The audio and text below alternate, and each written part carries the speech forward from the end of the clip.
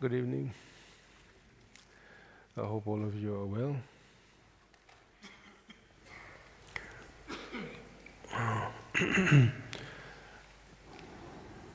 So,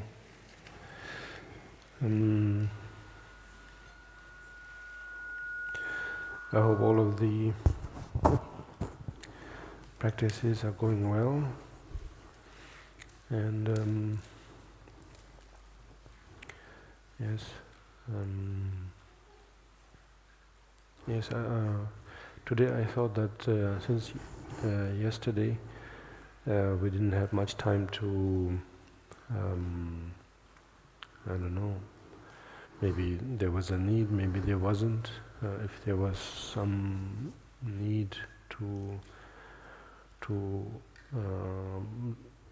discuss around the very subject of Sojong and so on. So, therefore, of course, I cut short any of the question and answers. So, therefore, probably today we can begin with that. Then we begin with the meditation of Chenresig.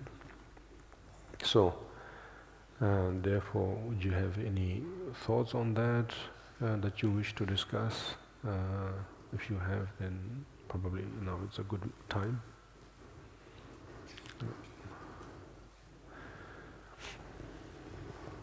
No?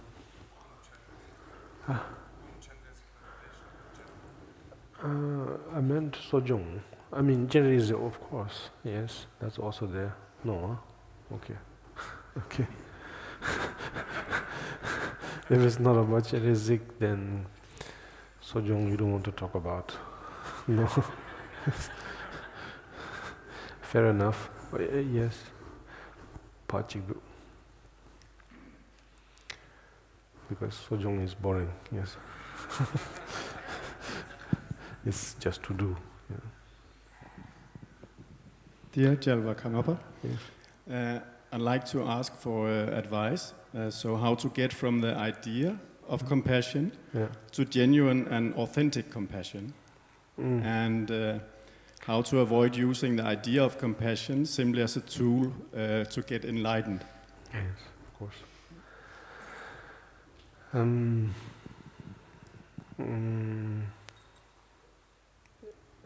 It's just, we have probably we haven't much of a choice, but to rely on what we see ideas or concepts or symbols, because that's how we are brought up, you know, without going too far back, you know. Of course, we can see, you know, since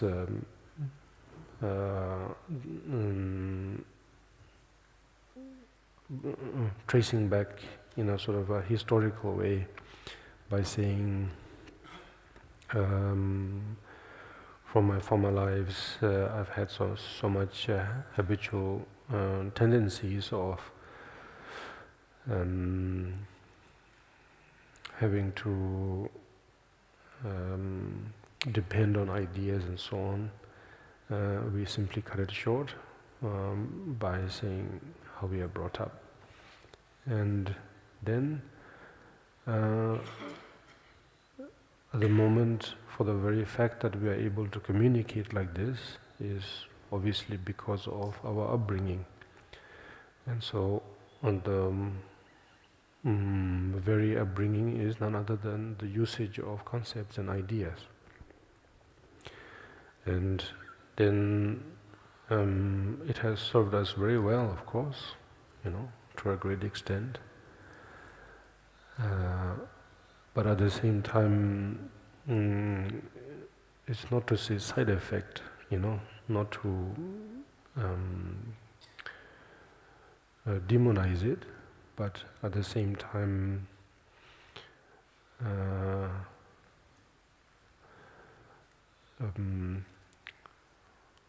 what are we aware of? Are we observant enough in terms of the power or the nature of ideas. And so trying to be a practitioner, or calling ourselves practitioner, is a way to give ourselves enough time to hopefully recognize, initially, once again, through the usage of ideas, through the usage of concepts. Then, once we are quite comfortable, in terms of not to say mission, but sort of, what we are on, what is our journey. Then, to, I suppose, you said the real compassion or something, yes? Authentic, yes. So in this case, then probably we may be able to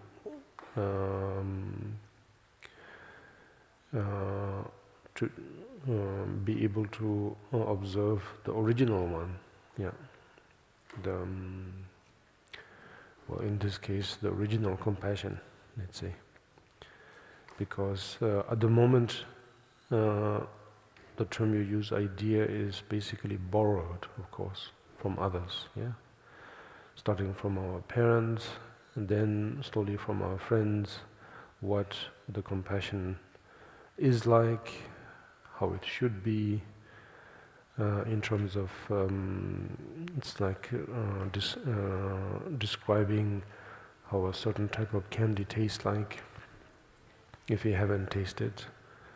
And so we are borrowing, basically, from others, So that's what we mean by idea or concept. And meaning, once we are onto it, then, of course, with careful planning, in a way, careful meaning that to keep the awareness intact, of course, with formal meditation and so on. Then we try to recognize the original one, yeah, or meaning basically on our own or on my own, and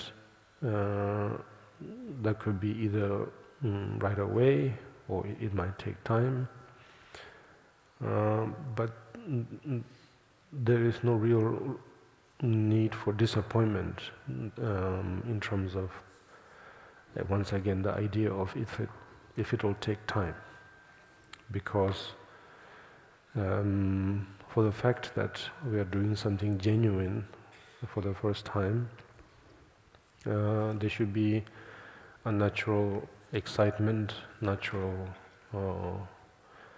this feeling of looking forward to it, yes.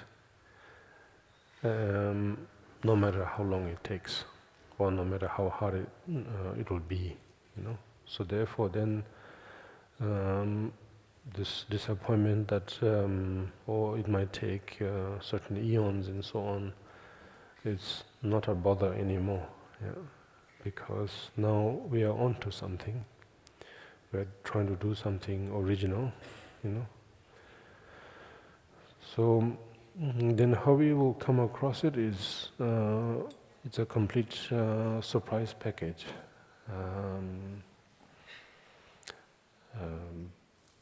How we will arrive there, Yes, of course, in between, because of our, again, excitement and so on, we might feel that now I got it, But and several times probably. But often those are just more of a bump, because that very feeling that I got it is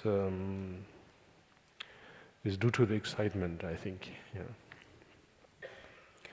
Nothing wrong with it, of course, but it becomes quite obvious because the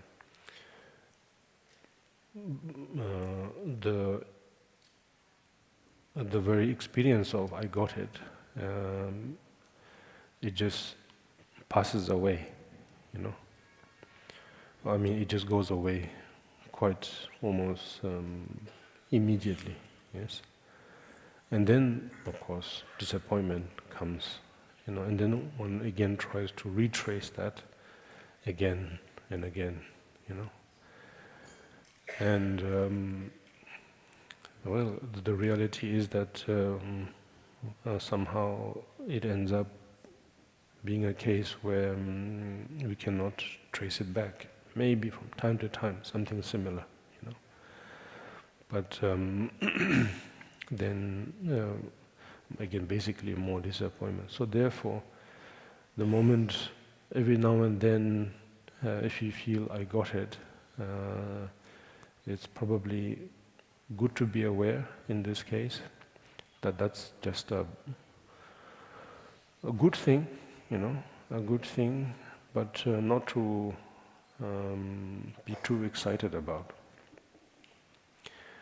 Because, well, as I said, it'll just go away. Yeah. So instead,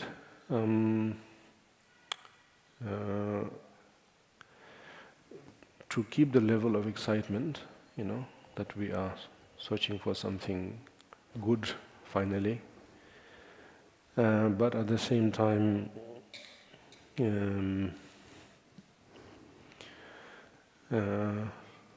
just keep observing, keep watching. That's why we say practice, practice, practice. It doesn't mean just toil, or work hard. Not purely in that sense. And to say others have reached because they have worked so hard. You haven't worked hard enough, so it's not necessarily in that sense. The point is, I think, we just have to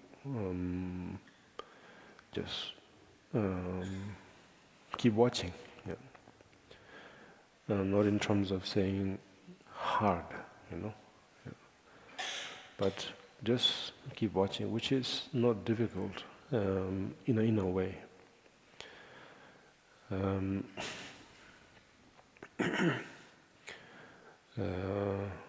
It seems hard because, well, maybe we are not used to it. Yeah.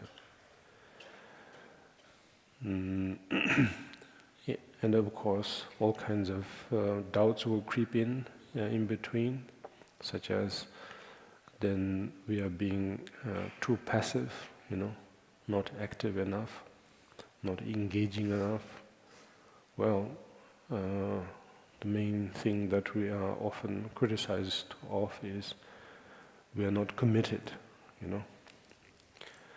because obviously the idea of commitment is somehow regulated in such a way in our society that if you are really hard and stubborn and so on, that's a sign of commitment,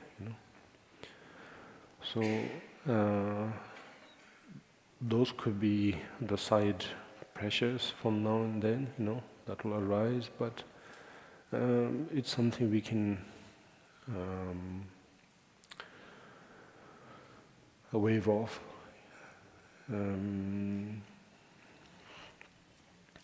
But the point is just to be observant. Yeah. So then I will try to connect that with, for example, the practice of sojo. Yeah. Because it seems quite, well, in this case, passive, not doing much, no productivity. Yes. And because we want to get something done, because we were brought up that way, that in order to reach something, gain something, we have to work hard. But then, of course, now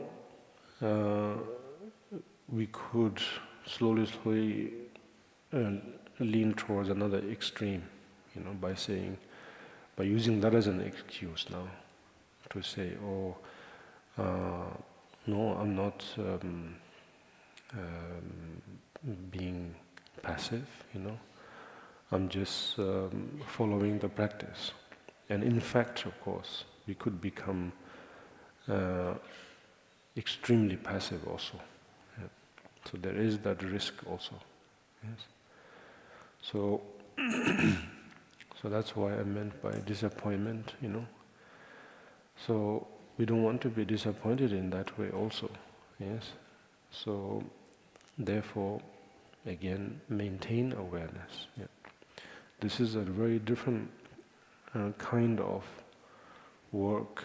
This is a different kind of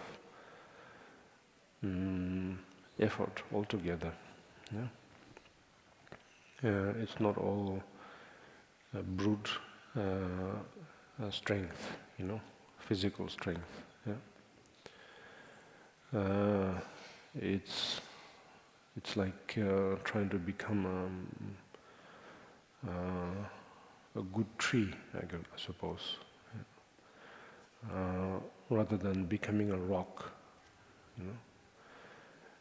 because we associate strength and effort with the idea of rock or rocks or mountains and so on. But in this case, it's more about becoming a tree. There's a difference between naturally grown tree and planted trees, of course, whereas the naturally grown trees are very tough, under heavy storms and so on. They don't fall because, not because they are rigid, but they are flexible enough. Yes. They are able to bend according to the wind, and so therefore they remain, and they are able to maintain. Something like that. Still a metaphor, of course. So like that, then we can use various metaphors, not to use it as an excuse, of course, to say, I'm on the right track, don't bother me, and then to become lazy, So that's not the point at all, of course. If we are honest with ourselves, then we will know that there is no room for depression because, in this case, the pursuit of compassion, There's no room for depression because we are honest with ourselves. And so, then we are focused, the curiosity is there, the excitement is there, yet at the same time we are flowing, and constantly receiving all the nutritions. When the sun is there, when the rain is there, when the wind is there, we also use it because the tree needs to wiggle. Yes. If there is no wind, then the tree cannot grow. Yeah? With those time-lapse videos of any plant that grows, it needs wind. Yes, because when you fast forward its growth, it either wiggles or swirls, and that's how they grow. Yes, it doesn't grow like this, It sort of spirals. So more wind there is, then more of those plants grow. Yes, and it slowly, hopefully becomes a tree. I'm not accurate, of course, but nevertheless, the idea is there. So therefore, then, when the storms are there, we can use it, because maybe the forest is too dense. and so therefore it gives room for that movement, and then it grows. You know. So yes, obviously there is a difference between the idea of compassion and the original or authentic compassion. Yes, there is. But there is no, well, shame in admitting that right now we will use ideas, because that's all we have. Yeah. But at the same time, we try to avoid all the pitfalls of using ideas. Yeah? Because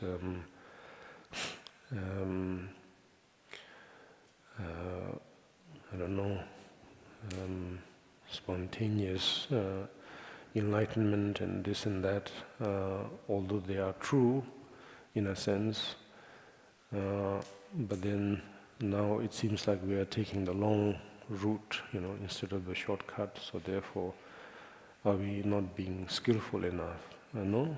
In this case, as long as we are being honest to ourselves, then there is no room for disappointment or depression, you know.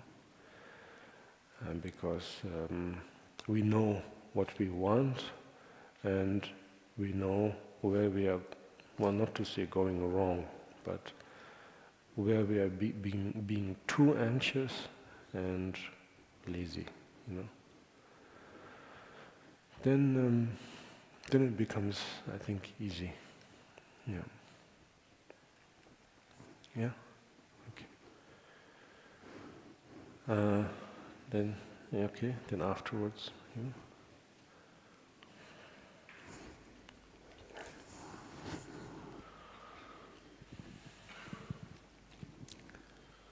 Dear Karmapa, I need your advice. I already 20 years I want to sleep all the time. Doctors say my body is full healthy. Oh. And I don't know what to do. Okay. But you can sleep. Yeah. So sleeping, you have no problem with sleeping? No problem. Okay. But I can sleep all life. All day, all night. I would like to see that. That's... I can show.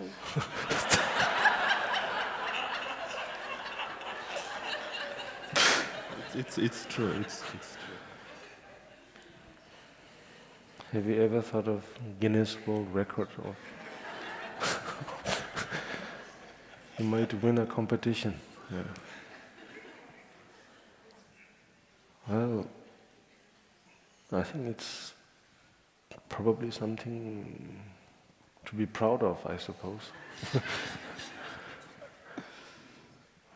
But I think I don't useful is if I will be sleep all my life. Why not?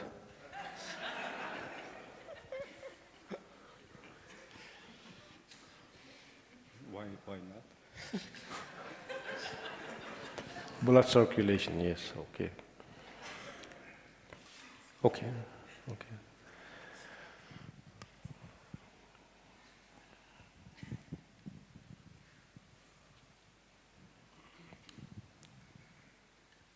But are you able to wake up instant, like when it's needed, you know, like a cat? What do you think? Yeah. Unfortunately, no, I can run, Oh. and after that, sleep. Okay. I try, if I have very important deals, I can do it, but after that, I want to sleep too. Okay, fair enough. And every time is fighting with myself. Okay.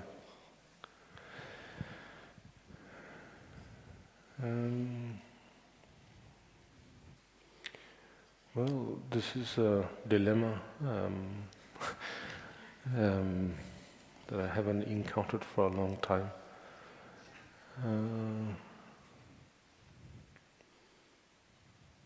Do you dream? Yes, beautiful dreams. Beautiful dreams. Okay. Are you in control of your dream? No, I don't try. Okay. Because it's okay. Dreams. Okay. Good dreams. Maybe that's an experiment you can do. Yeah. Control my dream.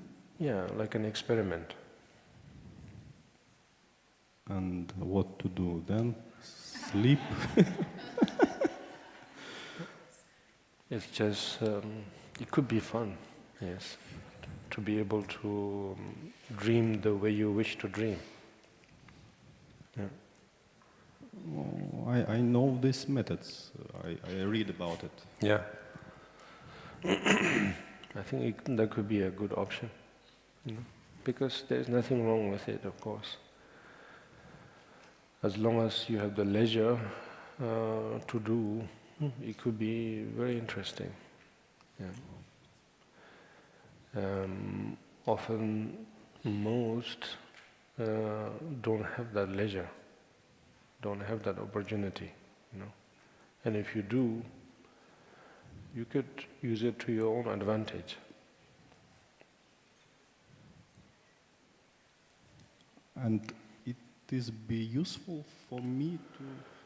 Are you single or are you married? Single. Oh, then no problem.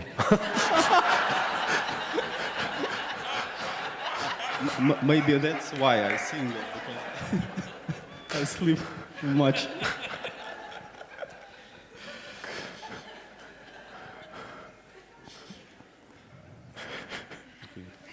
Thank you. Okay.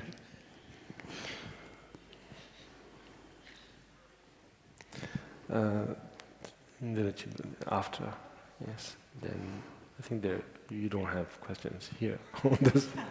Oh, okay. Then after, yeah. I have two requests. The first request is, I think, in the name of many of here, if you could kindly give the lung of this beautiful Vajradhara puja. Yes. Maybe? Is it Chenresig? No, the Vajradhara, the book release you did yesterday. Okay. Because okay. now we are buying the books and would be nice. Okay, yes. And the other request is if you could kindly give an advice. I think this is not the first time this question is asked, but I still didn't get it. Sometimes it's just so overwhelming about the suffering in this world. And yeah, it's very difficult, especially in real situations like confronting, begging children here in India, or, I mean, all these wars going on. I think we never had so many wars than now. So, and it's very difficult to see the dream-like aspect of death somehow. And I mean, even Chenresig had a kind of burnout. And so maybe you can give some advice. Thank you. Yes. Yes. Observation, yes. Back to observation, to answer your second question concerning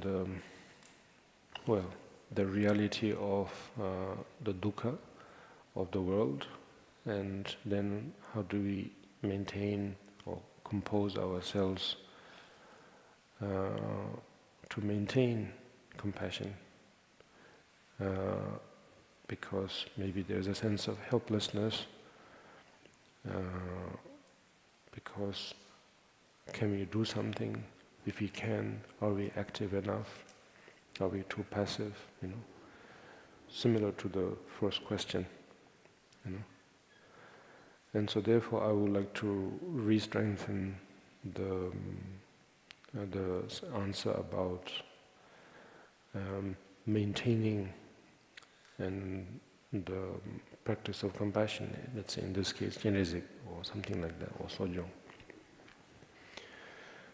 And so probably there's no other way, but but to say, yes, we just need to continue, yes. And then, of course, the problem could be that burnout, that sensation or idea could linger. Sorry.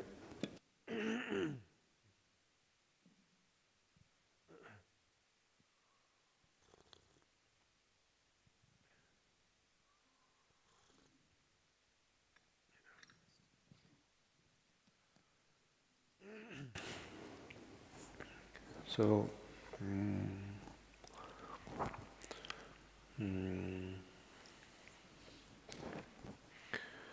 the hardest thing for us to do is to be a witness, or to watch, yeah, actually. Not in a sadistic way of, just torturing ourselves just to watch, Not in that sense, of course.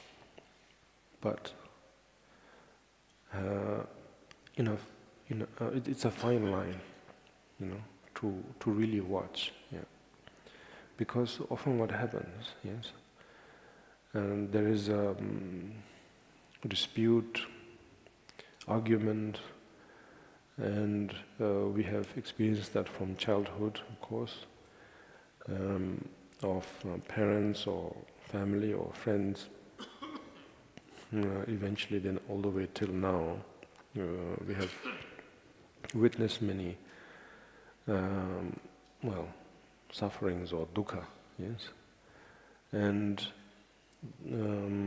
where we are not really directly involved, but indirectly we happen to be either there or something like that, then what is our natural reflex? Well, I don't know if it's natural, but somehow the habit is there to sort of shut our eyes, and basically see no evil, hear no evil, sort of thing. And then avoid, But now the side effect of that is that we may be able to avoid in certain cases, or we may be actually be very, very successful in avoiding it, or simply avoid by blocking mentally, yes. And then, of course, if we have our own personal struggles also, then we may also be able to block it, yes, by, in our case, by saying, oh, everything is emptiness, emptiness, emptiness, chant some heart sutras and block it, yes. And so then the pressure point reaches a certain, level, then there's an explosion of some kind. And then we are somehow left with no choice but to deal with it in one way or the other. Then, strangely enough, we feel that now we are onto something, maybe, Maybe this is what the practice is all about, that now we are finally engaging, now we are finally doing something. So, yes, it's that kind of unfortunate bump or unfortunate struggle, And so therefore, all the while we kind of forget, we kind of ignore that is there a new way, or not to say new way, but is there a fresh way to deal with it, or in this case, more original and natural way? Then that is none other than this observation, practice of observation, which begins from the very first practice, that of taking refuge, then all the way until whatever forms of practice we do, And so all the while, all of those, what is the main theme of them? Well, it's none other than watching, actually, meaning non-avoidance, no more blocking. And it is probably, yes, the hardest thing to do, because theoretically it seems logical, but in actual situation, yes, it seems challenging, but it only seems challenging because we have built up a lot of habit to block it. So instead of now we are trying to dismantle that blockage, those kind of walls, one by one, one brick by brick. And slowly, we try to watch. Yeah. And that's what I mean. It's hard in some ways, because to keep your eyes open or your mind open to that friction, it's a little bit overwhelming, And then, of course, with all the imageries, with all the chaos that's taking place in terms of on a larger scale, of course, it's really, really overwhelming. And so we might feel too overwhelmed, yes. But the reality, I think, is that there is no other way but to really just try to replace the old habit, with in a reverse way, which is to now listen more, watch more. Of course, I kept saying watching, but that is more to do with the metaphorical sense of Chenresig, which the term heavily focuses on the metaphor of our vision, our sight. But there are all kinds of sights, yes. So emotional sights and so on. And so therefore we try to open up. And by opening up more and more, and the hard thing is, in this case, then we feel, now should I engage, should I do something, And that's where you again refrain from really trying to do something also.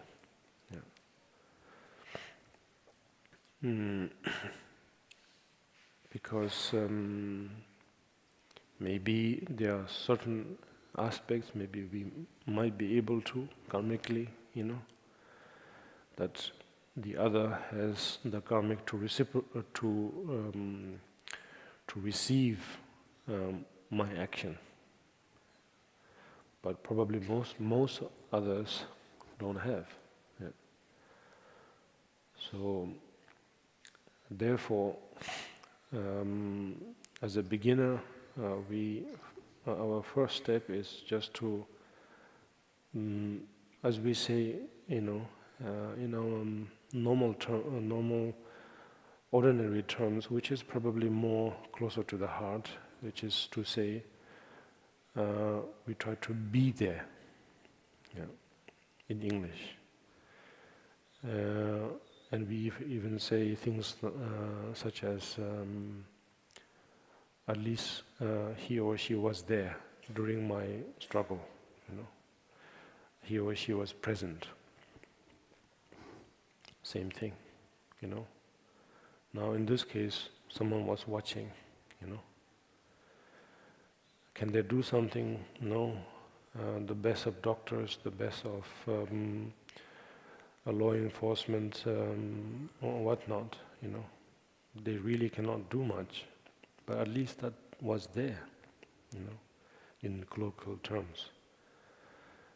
And so I would consider that as watching or observing, you know.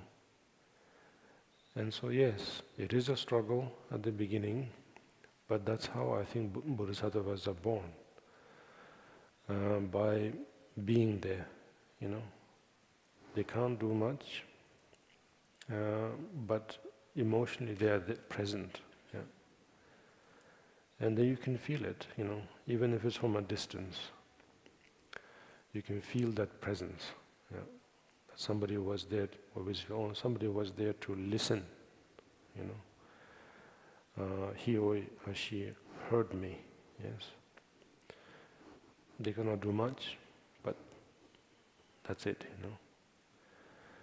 And so I think it is somewhere in that line, yeah. So we cannot end world hunger or world war or disasters, but we can at least be present, yeah. So I think it's that kind of a fine line, yeah. So, yes. Can I add? So, thank you very much. It's very helpful. What do you think about? Because then, when I sit too much, I start to do mantras or wishes, and then I feel like kind of relief. It's like, oh, it's too much. Please help. So asking for help. But once one of my teachers said, in this very simple level, the wishes have no power, only when you have realization. Yeah, but nevertheless, I think it will not damage. Yes. But what do you think about?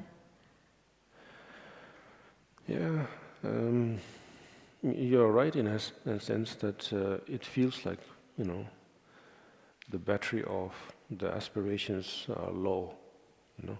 It seems that way, yes.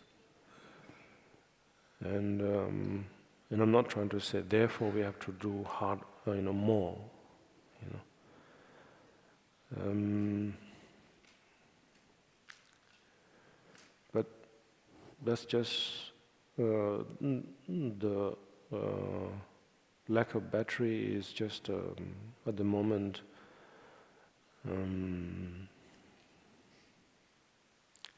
it's just an appearance. Yeah, that's not the case actually, I think. All we need to do is probably wishes, aspirations.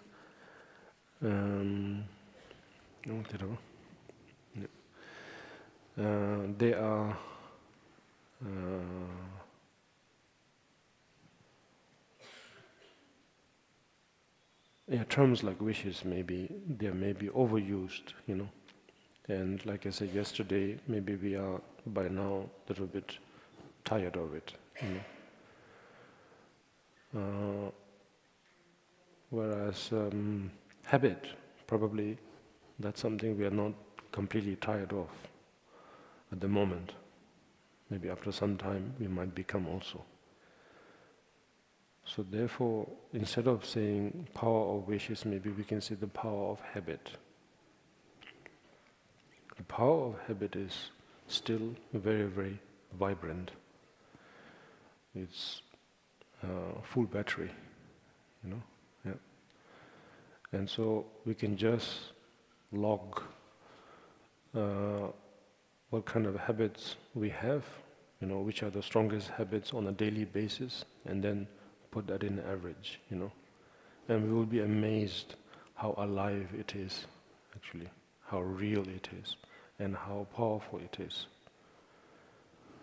So, in that sense, then it might sort of rejuvenate the idea of wishes, you know. Yeah.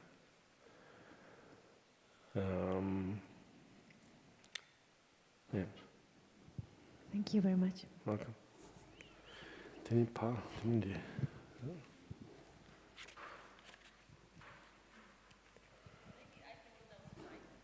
No, I think it's better if you use mic, yes.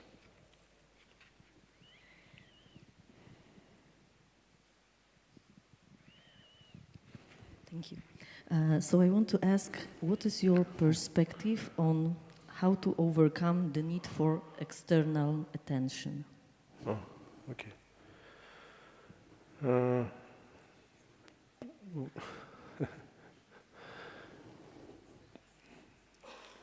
I guess we are used to it, relate to that habit. Yeah.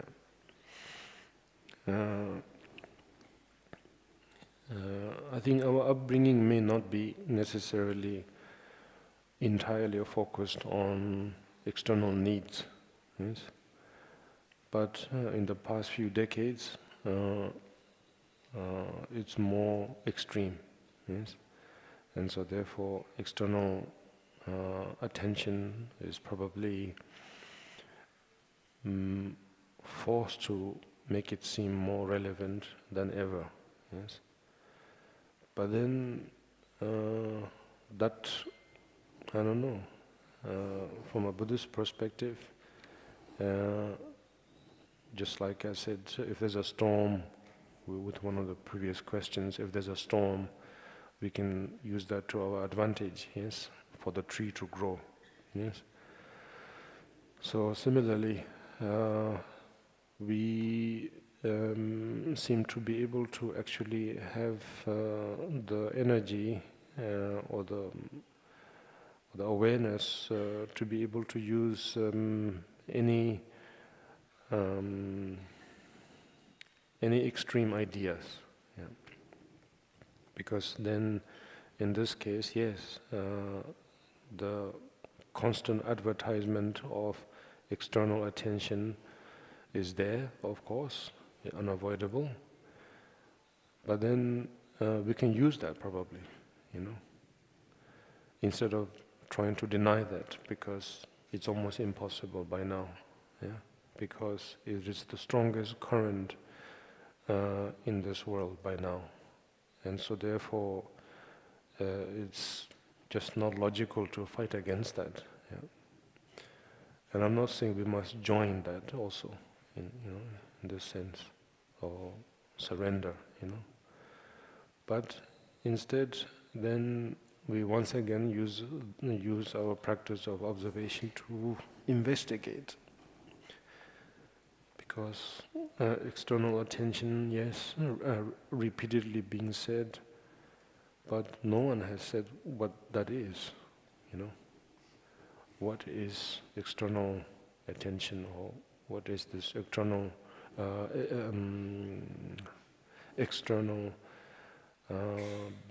element is. And then we may be able to once again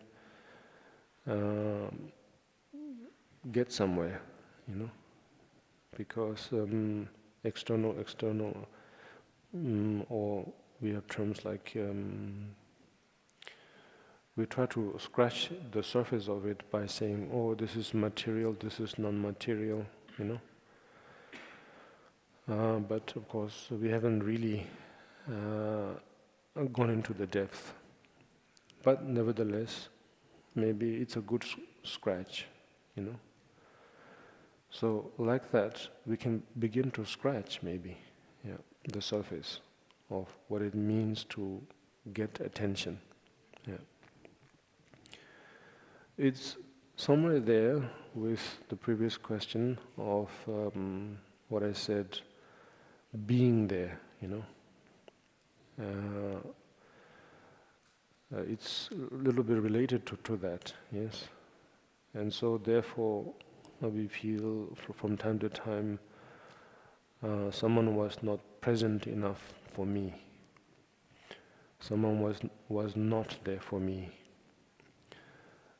Someone didn't listen to me, yes. And so then now we begin a very disturbing reverse psychology, Because okay, I'm trying to be honest, and I'm saying out loud that you were not there for me. Yes. But now what that does is that then the other factor begins to feel guilty. And now the other person, if he or she has, not too thick of a skin, then out of panic, then tries to do something now, try to listen, try to be there, But then it's not good enough, because, it's made up. Yes, basically it came out of guilt. Yes. So it becomes a vicious circle or cycle, Then one says out loud again, by trying to be honest, because honesty is good, by saying no, but I want you to be you, Oh my goodness, then the other person has the worst headache because now they don't know even how to walk, Normally, right comes after left when you walk. Now is it left, do I skip, So then everybody is stuck, Yeah. So, in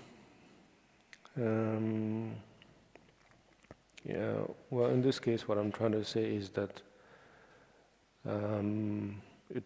once again, it's good to be observant of that's how things can get stuck.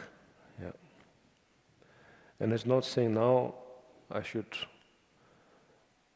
be quiet, I was about to say shut up, but it's, quiet seems more eloquent. Of course, that's also not the way. Yes. So therefore, in order to free ourselves from the dilemma, what do? We do sojong.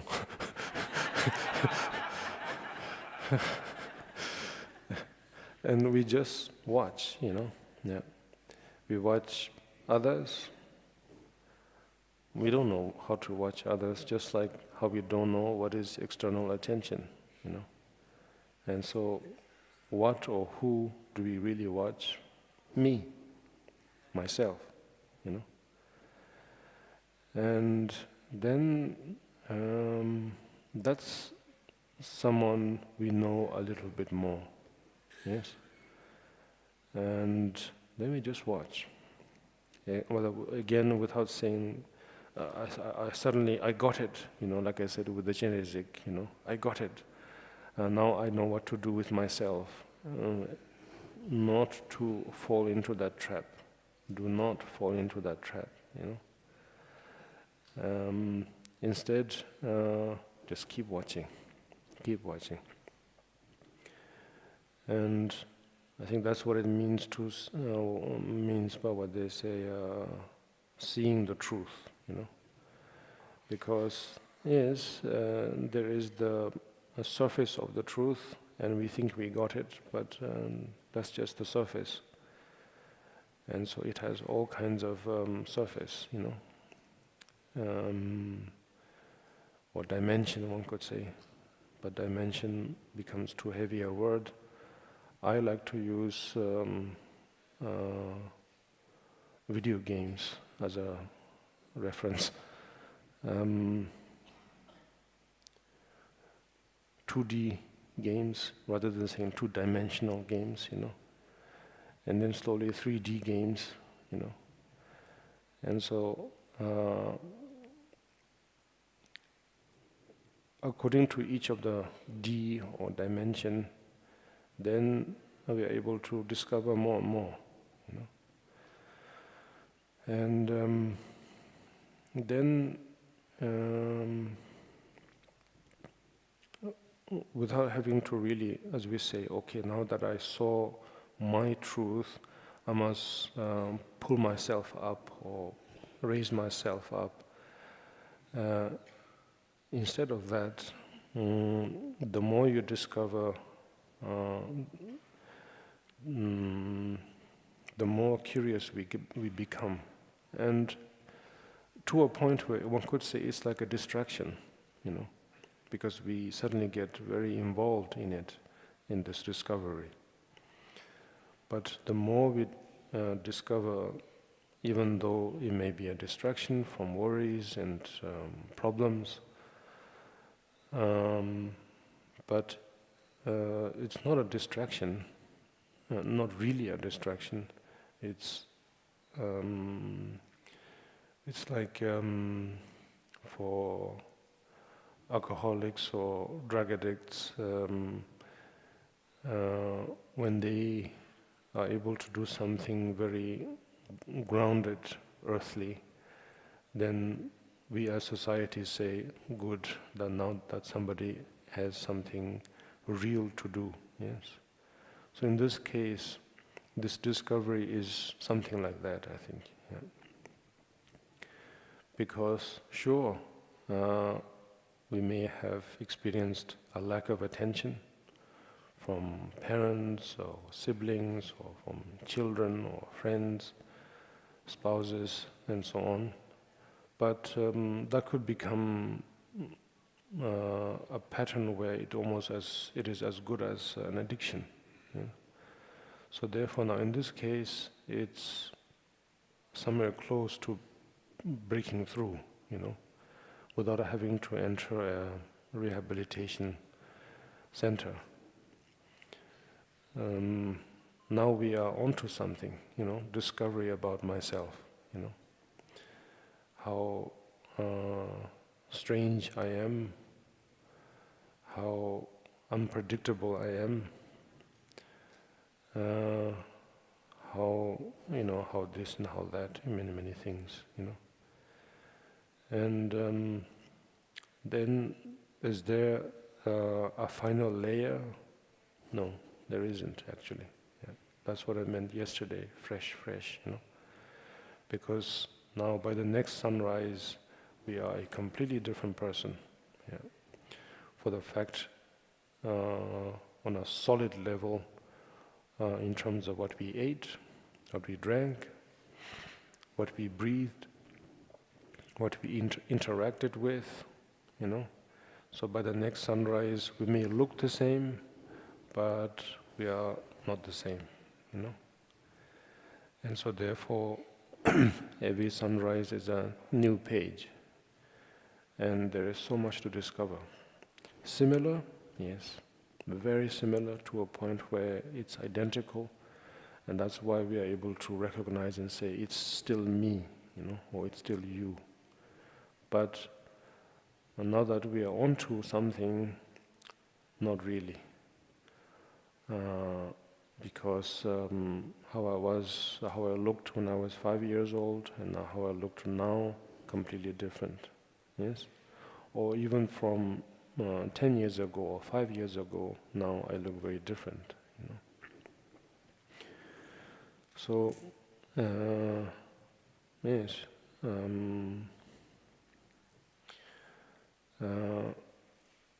It feels like a distraction, but it's not really a distraction, I think. Yeah, it's more of finally being focused on something that is worthwhile to be engaged in. So in this case, watching, So now in this case, if you think that way, it's actually very active, far more active than we say somebody did something, somebody helped somebody, I don't know, breathe or gave a CPR and saved that person, and someone pulled away from, I don't know, poverty, Not that those are not important, but for that,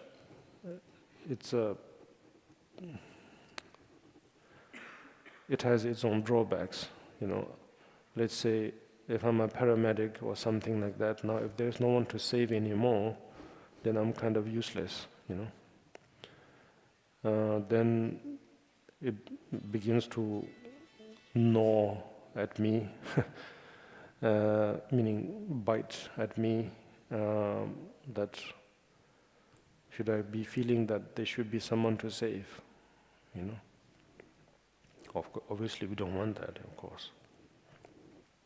But without it, then I'm obsolete, you know, I'm useless.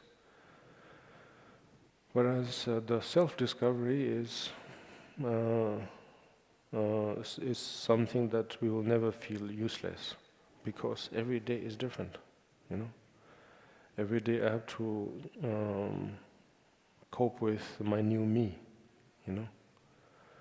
And then, now from that ground, we can now look outwardly, as we are meant to, let's say.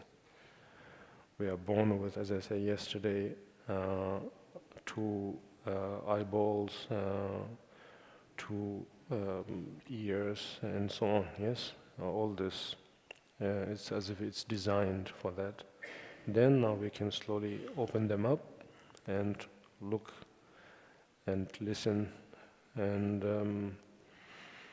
it won't be too much of an alien thing, because now I have seen myself enough, I know myself, and now when I look at others, I see just me, you know. It's just not as aware as myself. And so therefore you can relate. Then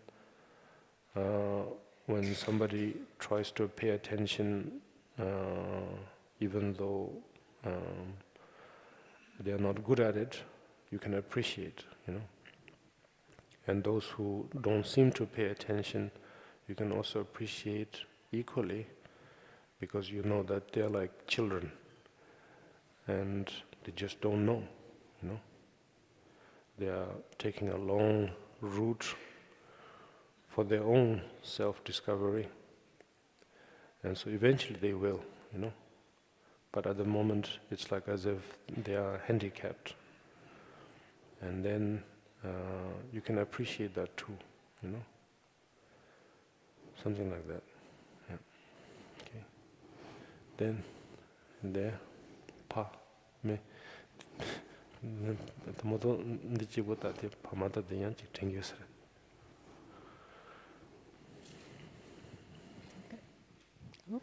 Yeah. Karmapa, thank you very much. Welcome. Could you please explain the short prayer to Vajradhara? Sorry? Could you please explain short prayer to Vajradhara? Explain the prayer of Vajradhara.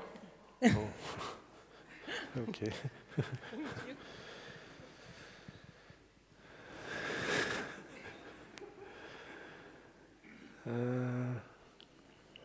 How do I say this?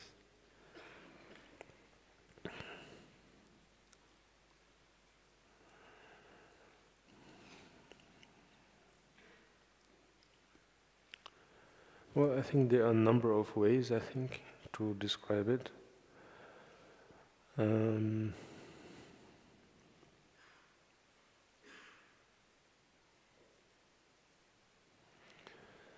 Of course, we, for our ears, of course, or for our emotion, it's always beneficial to have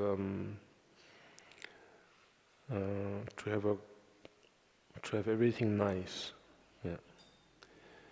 To have everything pleasant, you know. Because we could begin with something more direct, you know, but then it's not probably soothing. So that's why then we have terms like Vajradhara, yes, or the practice of it, and so on.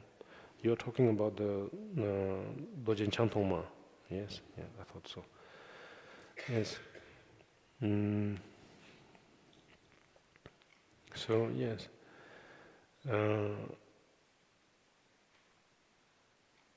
like for example, I could shout right now, you know, with full anger, you know, and say things, you know, and let's say whatever is supposed to be the truth, but it's not pleasant. Yes.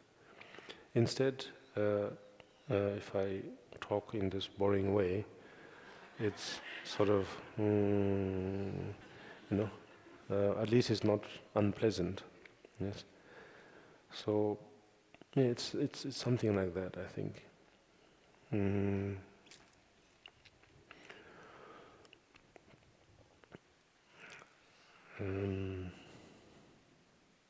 Particularly in the case of Dorje Chantoma, it's probably more about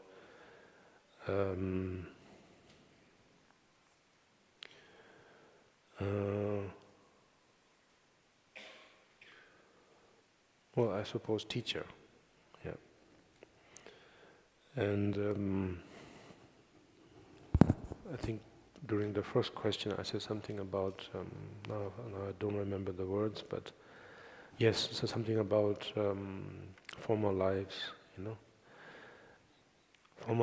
former lives, then it becomes too much of a repetition, as if it feels like as if there's a glitch, in computer terms or mechanical terms. Then we need to, for our sake, for our sanity, we feel that we need a full stop. Yes. And probably that's how the idea of a creator comes into being, because we feel enough, it's like if you put two mirrors against each other, in perfect angle, there is no end in terms of the reflection. Yes. And so therefore, even for our eyes is too much, for our brain is also too much, and so therefore we feel the need that we need a full stop. Yes. And so probably that's how the idea of Dorje Chang in this case came into being, to put a full stop. Because obviously the teacher of the teacher again can be traced back all the way endlessly, and then we don't have enough pages to write all their names, and to write down their biography and so on, and their stories. Yes. And so therefore we just stop it there. And then how do we stop it? Well, let's paint something blue that looks like us, which kind of resembles the sky, So it's metaphorically, imagery-wise, good enough, A blue figure with white eyes, Yeah. Because I've seen, I'm sure you have noticed, you have all kinds of paintings of Vajradhara, and it's very difficult to really look, yes, unless the background is bright, yes. Otherwise, if you draw a Dorje Chang on the back, where the background is a blue sky, all you can see is two pair of eyes, So, yes, it's a symbol at the end of the day, yeah, nothing more. Yeah. But symbol portrayed in a way that is not too blunt, I'm not saying the idea of a creator is blunt, I'm not trying to criticize that. Yes. None of us should. We can appreciate that, How do we appreciate it? By talking about things like Vajradhara in this case. Yeah. It's a very gentle way. Yeah.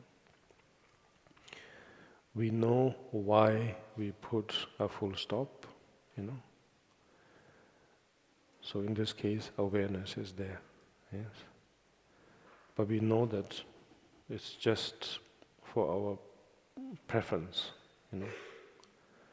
Whereas actually we can remove the Dorje Chang and it'll just go on and on and on, endlessly.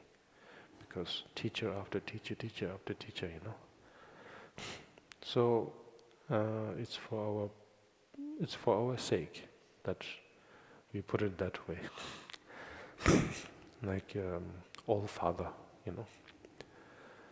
father of all fathers or something like that, So it's practical, yes. But if we don't realize those facts, then in fact we might be able to think or view the Vajradhara as a creator, Then of course we know what kind of problems that comes the moment we settle in that way, yes.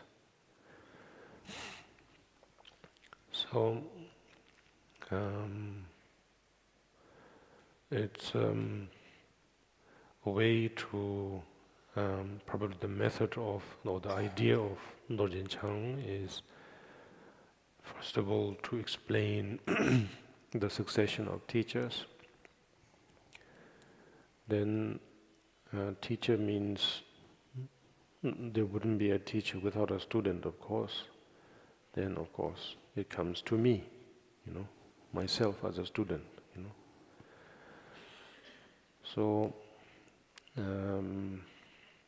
then it's a way to bridge, one could say, myself with my teacher or something, basically the two components, reflected in succession, yes, but otherwise it's about those two components.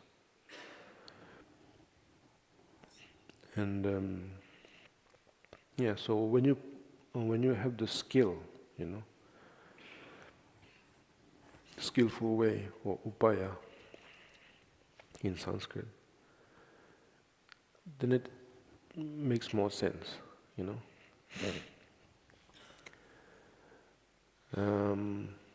without being too superstitious or without being too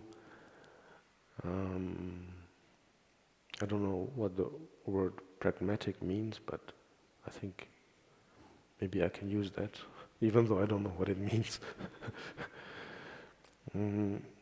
But yes, it might make sense, So then basically I can feel that I can relate,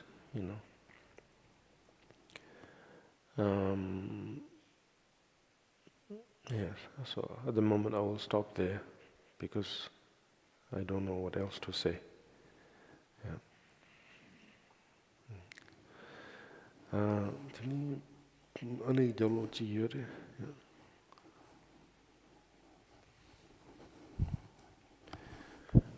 Okay. Еще Норбу, Ташидалек. Your Holiness, can you give me your refuge and your protection, please? Okay. Okay. I will pray for you. That's it, yes? That's it, yeah? Yes, okay. Right now? Yeah. Okay. Okay. Okay. Oh. Okay. Yes. Come.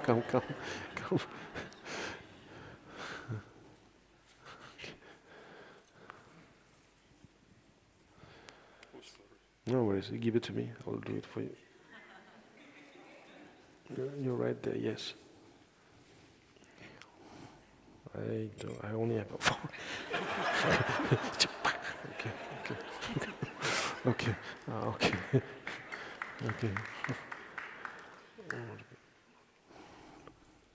Okay.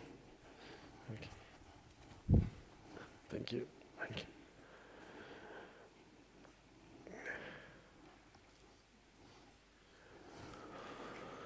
No, then there was one there afterwards.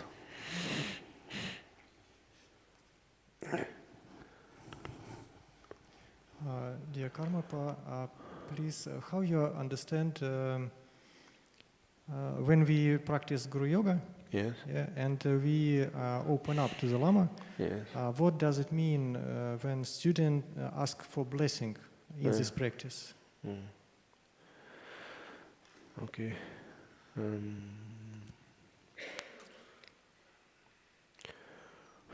Well, the student is asking for something, that's there.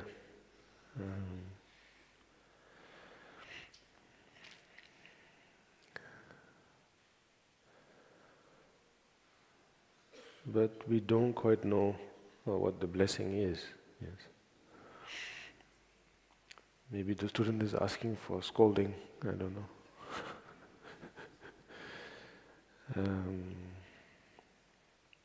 Or a reply. Yeah.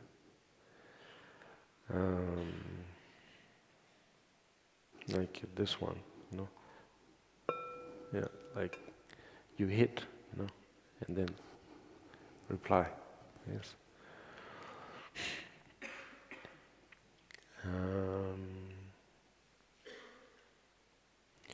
Or like walking,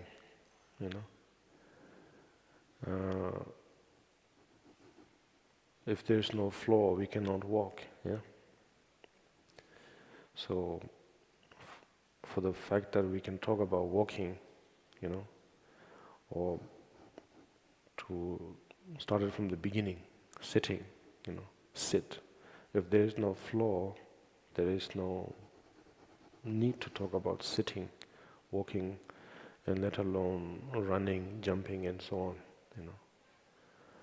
So, for example, for a fish, to sit, walk means nothing.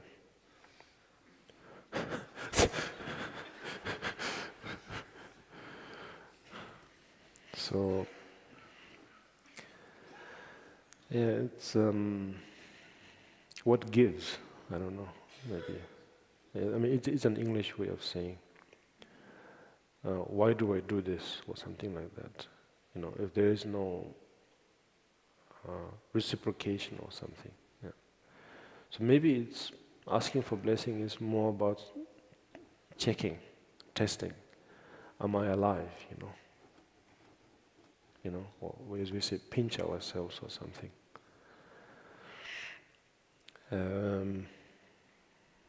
So probably it's far from the idea of why we say blessing, blessing, blessing, some supernatural thing. But I think what is really supernatural is that for the fact that we can walk, we can stand.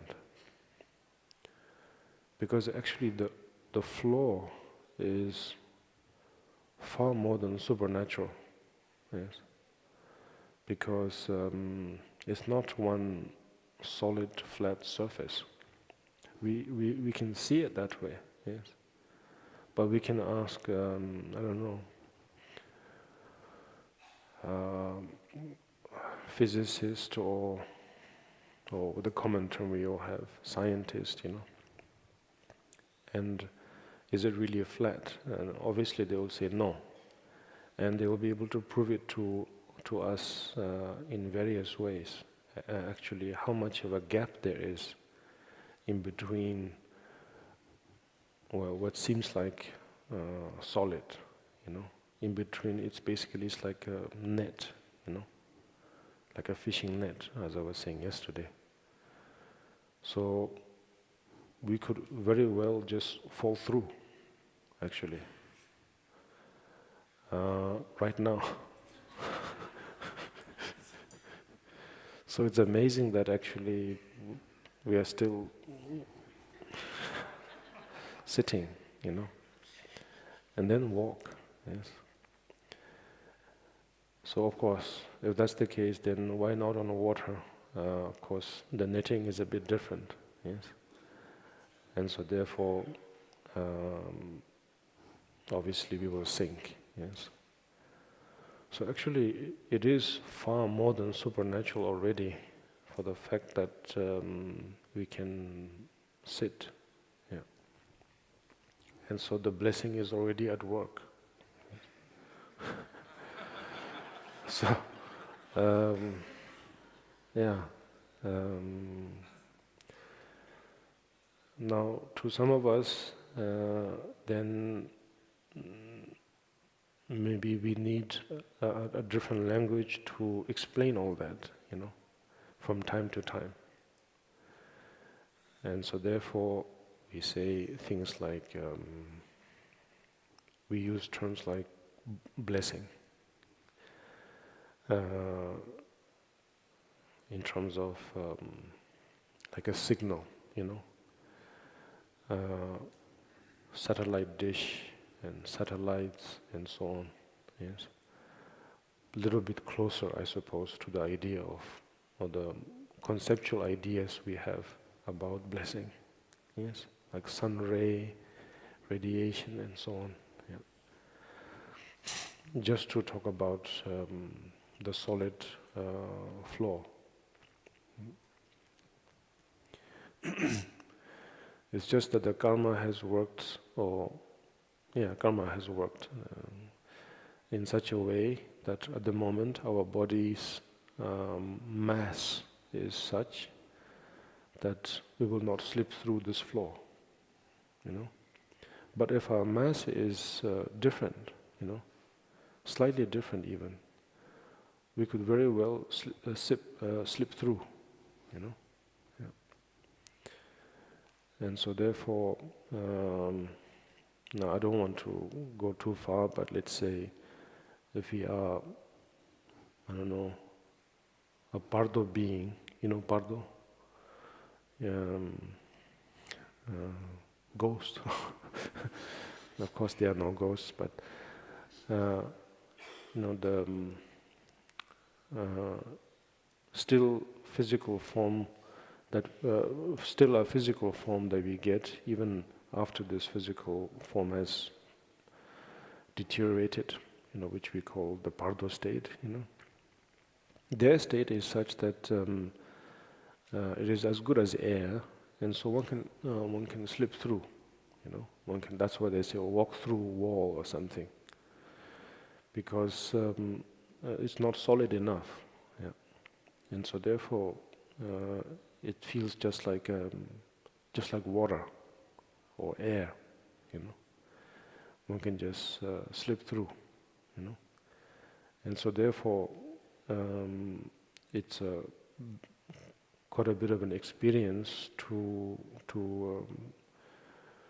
overcome initially, Just like ourselves. When we are first born, it's very, very overwhelming for us because suddenly our body is too solid, It has a much denser mass, and so therefore naturally we cry, yes, because it's we're not used to it, immediately. And then we can bump and bang our toes and whatnot, yes. And so, yes, the thing is, it is already at work, one could say, It just, we're not aware of it, yeah. Well, it meaning the blessing, yeah. We use the term blessing, but it's not necessarily blessing also, It's more of saying the karma at work, or it's already working. Yeah. And so we just use various terms to get there, to meaning to get to that understanding, to get to that point, by using different imageries, ideas, and thoughts. And so now the teacher-student idea in this case is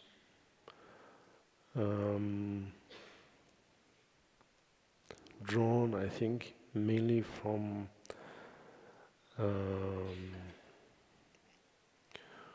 the human condition, first and foremost, and that is based on, the human,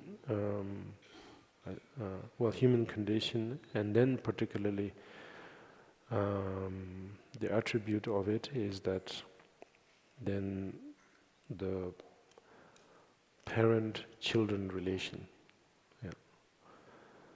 and so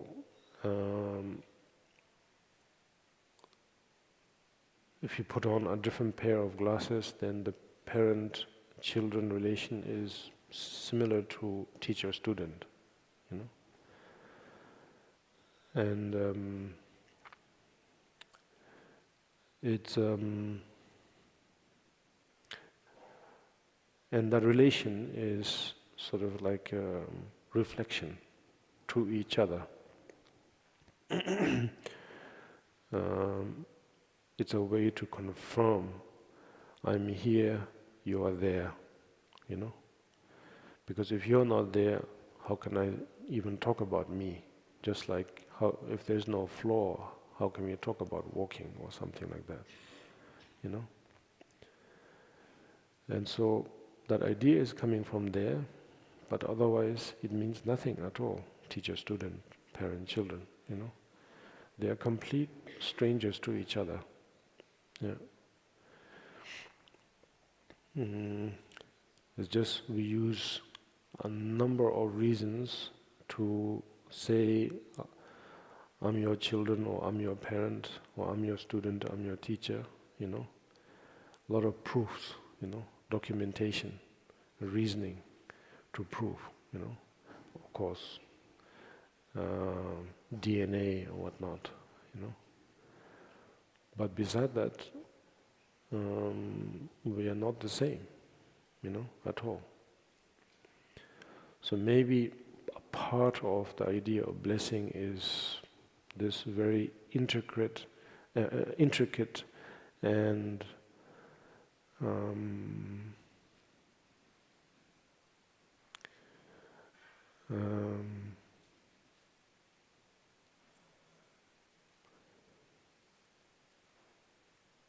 intricate way of convincing,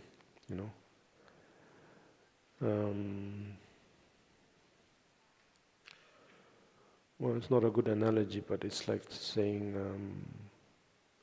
the sugar for diabetics, the sweetener, It's not sugar, right? But it has that feeling as if it is sugar. Then we feel yes, But of course, it's not a good analogy, as I said, but something like that. Yes, now you're my father, you're my mother, I'm your children, and so on, We basically give a lot of excuse and use a lot of preference to legitimize that, we are such, I'm your student, I'm your teacher, and so on. And it's amazing that we can prove it, and then we can agree, and really feel that that's where I belong, But actually we are completely different. It's not even that we are different. I'm not here, you're not there, So how can we even talk about a relationship, But it's amazing how well we can prove, that we have some form of relation, yes. And if that's not blessing, then I don't know what is, in some ways. It's basically some sort of trickery, like a magic, And but the interesting thing about it is that instead of purely tricking each other, we can do something good together, We can do something meaningful together, maybe, you know. Then maybe it's good. Then in this case, finally it's a blessing, maybe, you know. That at the moment I have enough of a mass, you know, form to be able to walk on this floor. Yes. And through this relation, I can do lots of things that are beneficial, you know. I know that at some point either the floor will give away, or my form will also give away, you know. I have to accept that, yes. And then when that happens again, I have to see what else to do, you know. Maybe by then I become a fish, you know. Then I have to completely change my style, you know. But till then, we make the most out of this particular condition, yes. Something like that. Right. Okay. Yeah. How are you? Yes. Okay. So then maybe you will be the second last question today. Then we will have one more, and then we meditate on Chenresig. Okay. What to do if one lost joy of meditation practice and the joy of working for others? What if there's no joy? Yes. What is the? What to do if one lost joy? Yes. Yes. Meditation practice, Yes. do not enjoy it anymore, Yeah. and the joy of working for others. Yes. Okay. Thank you.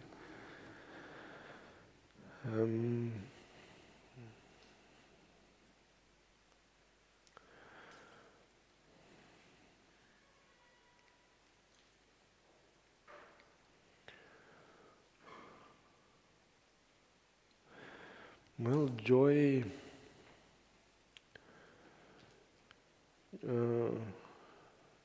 is something, yes. We really don't know what joy is, actually.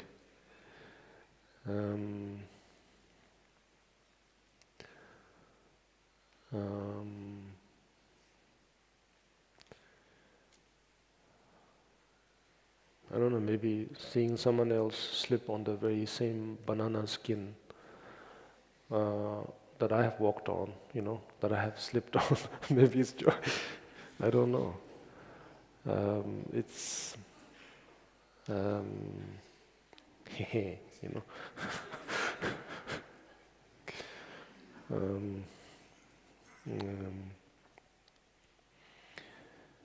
It's really difficult to say. It just cannot be. The thing is, it just cannot be reproduced, yeah, manufactured. That's the thing. If it's manufactured, then yes, it can go away, yeah, very soon. Yeah.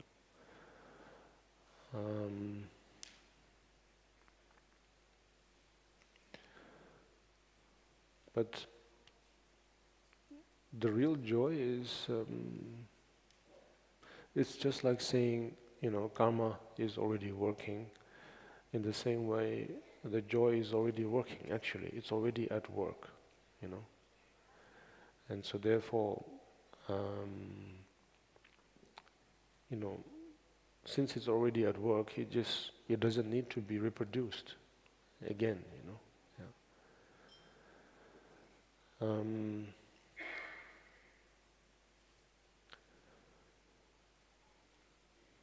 And so therefore it's really difficult to talk about. Yeah.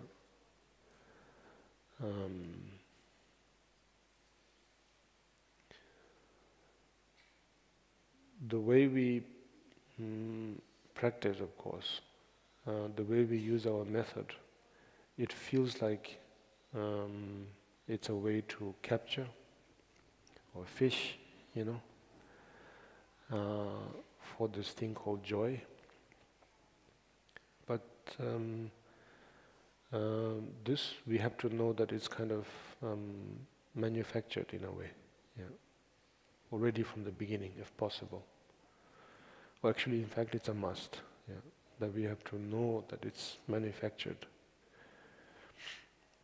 How good it is, how wonderful it is, how energizing it is, everything, you know. So it's like from the first question, it's just an idea. Yeah. Whereas the real one, the original one, the authentic one, is something that doesn't. Well, it sounds strange to say things like it doesn't begin, it doesn't end. You know, it's too strange. But it just cannot be captured. That's the thing. Yeah. Would you like to sit? Because I feel a bit pressure.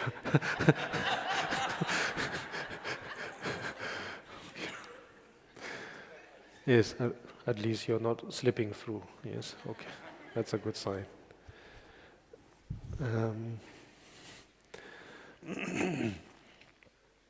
Yes, so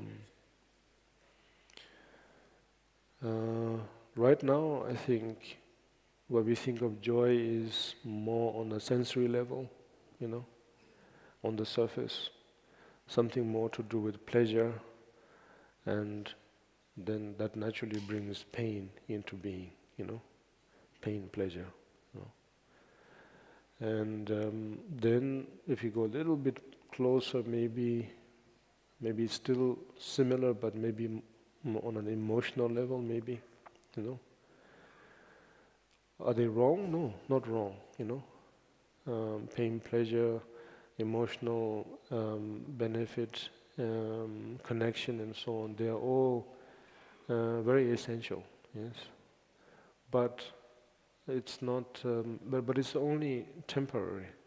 Temporary doesn't mean that, it's very ordinary, it's not superior, it's not spiritual, not in that sense.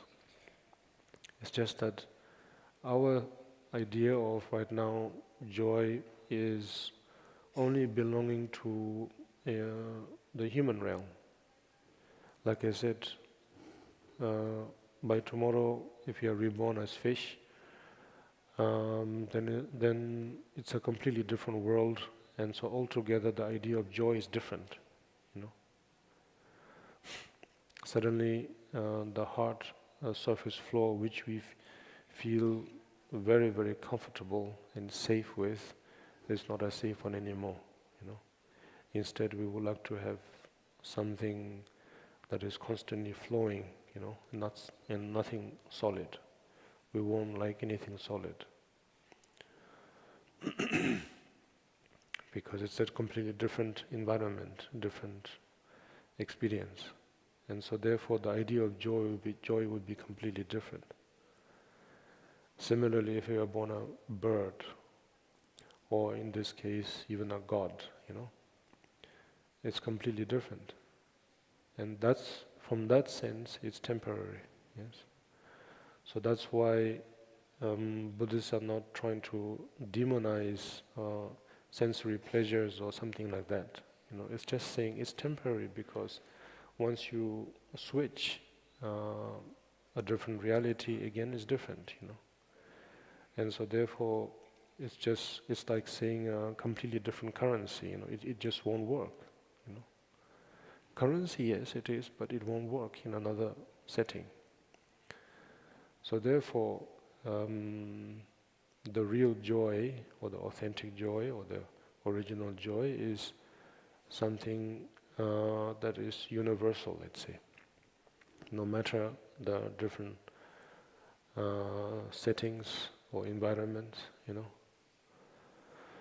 So, yes,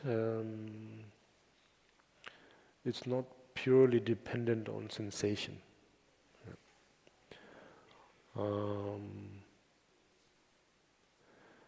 And so therefore, I have no other way to talk about it other than, again, observation of the mind, watching of the mind, you know.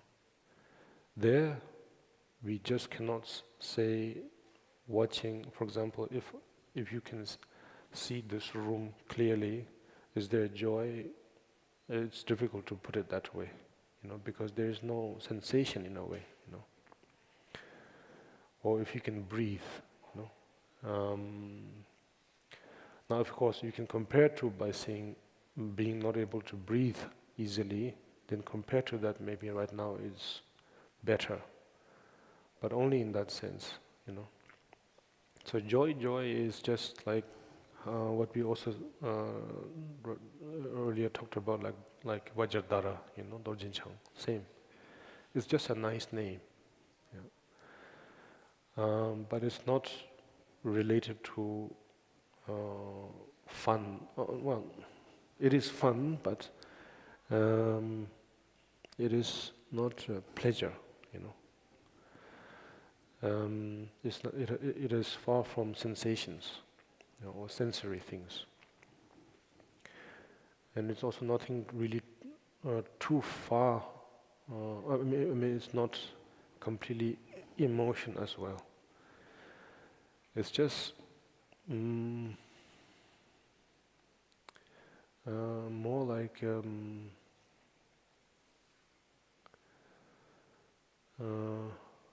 lack of despair, I suppose. Yeah. That there is no room for any disappointment, you know. But not in the sense that I'm not going to talk to you anymore, you know, in order to be free from disappointment or something like that. Not in that sense, you know. But in short, it's about it's coming from the idea of seeing, first of all, the truth, and then the whole truth, and not nothing but the truth, sort of thing. Basically, a very wholesome truth. Yes. Basically, full awareness. Then it's, then maybe we can use a flowery word, poetic word, like joy, you know. Because now you're not disappointed at all. Because then now you are able to see everyone like children, you know. If you with children, there is no real disappointment. Of course, you may get tired, you know, but there is no disappointment. Yes. With fellow adults, you can have a disappointment. Yes. But with children, you cannot have disappointment. Yes. Because you can understand them. You know why they hurt themselves, why they make things difficult, because they don't know, you know. And so therefore, there is no disappointment at all, you know. Yet at the same time, you know that even though as they grow up into adults, they will make mistakes, but at the end, one way or the other, eventually they will, first of all, they have the possibility of understanding, and eventually they will understand one way or the other, of course, making a lot of mistakes, but they will, you know. And so therefore, no disappointment, you know. And so now there is no sense of real hurry, you know. And so you can parent them, be among them, and yes, difficult days ahead, but nevertheless there's no disappointment, because at some point they will do, well, not to say the right thing, but they will know what is what, you know, just as one does right now, you know. And so now that's a kind of enthusiasm that you get without having to be manufactured, you know. And you are born with it, yes. And so the only idea of manufacturing comes into being because if I wasn't aware, I, practice a bit, meditate a bit, put some hard time to realize it. So in that sense, it feels like manufacturing, but it's not. It's just I was trying to get rid of some of my habits, that's all. Yes. Then now this doesn't deplete or finish or end or lose battery, And the more we discard old habits or strong habits, then the more we feel like I'm progressing. Actually, we're not progressing. It's just we are losing the habits, And so, but visually or emotionally, it feels like I'm progressing, but it's not really progress. It's just if you remove the stains, then the object is more clear. So it gets clearer and clearer. Yes. So it's not fabricated at all, not manufactured. Then this kind of joy, then it's wonderful because it feels like as if can this experience get any better or something? Sometimes there may be even fears that maybe I shouldn't be too happy, because maybe all this might come to an end. In this case, we don't have to be afraid, because it's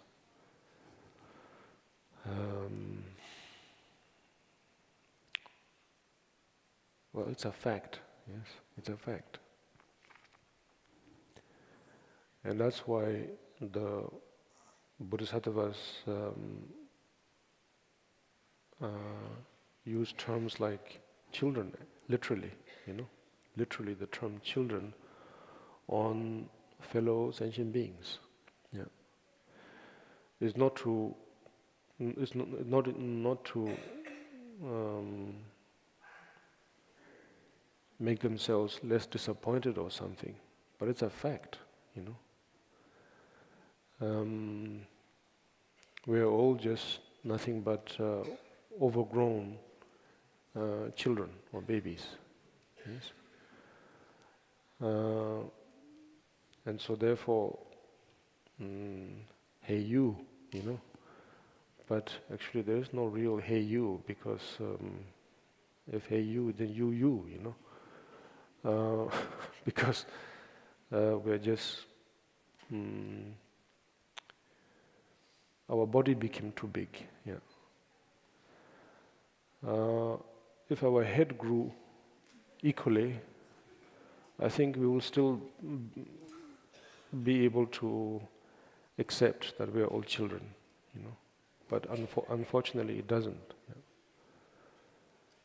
Our head grows to a certain degree, but then the rest of the growth goes into our limbs, and our torsos, and therefore it looks,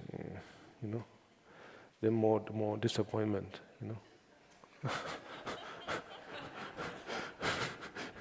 But babies, their head is very big, yes, compared to their body. Therefore, it's cute, You can never take them seriously. But as they grow, the head size stays more or less the same, but the body keeps growing, If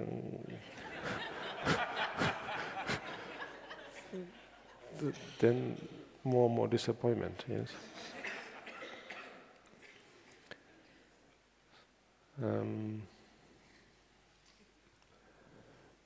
Most of the imageries we have are still nice because I think they understood that psychology. That's why statues like this Buddha and the imageries that we have in the Tanka, the proportion of head is quite interesting. It's not according to reality, you know. The head is still quite big, yeah, yes. And I did say this before with cartoons. Why cartoons are cute? Because again, the head is big, yes, and that's why it's cute. Then no disappointment, you know. Yeah. Joy. Okay. Last question. Yes.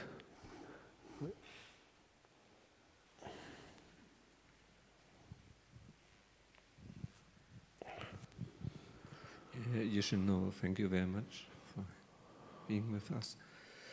You speak again and again about uncertainty, no control, the shaky ground. Yeah.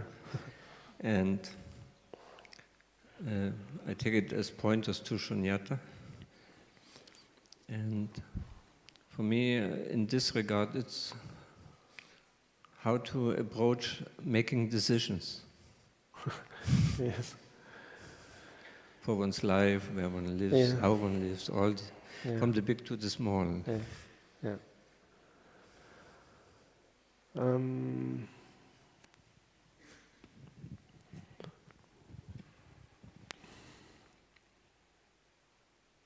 Probably in this case, we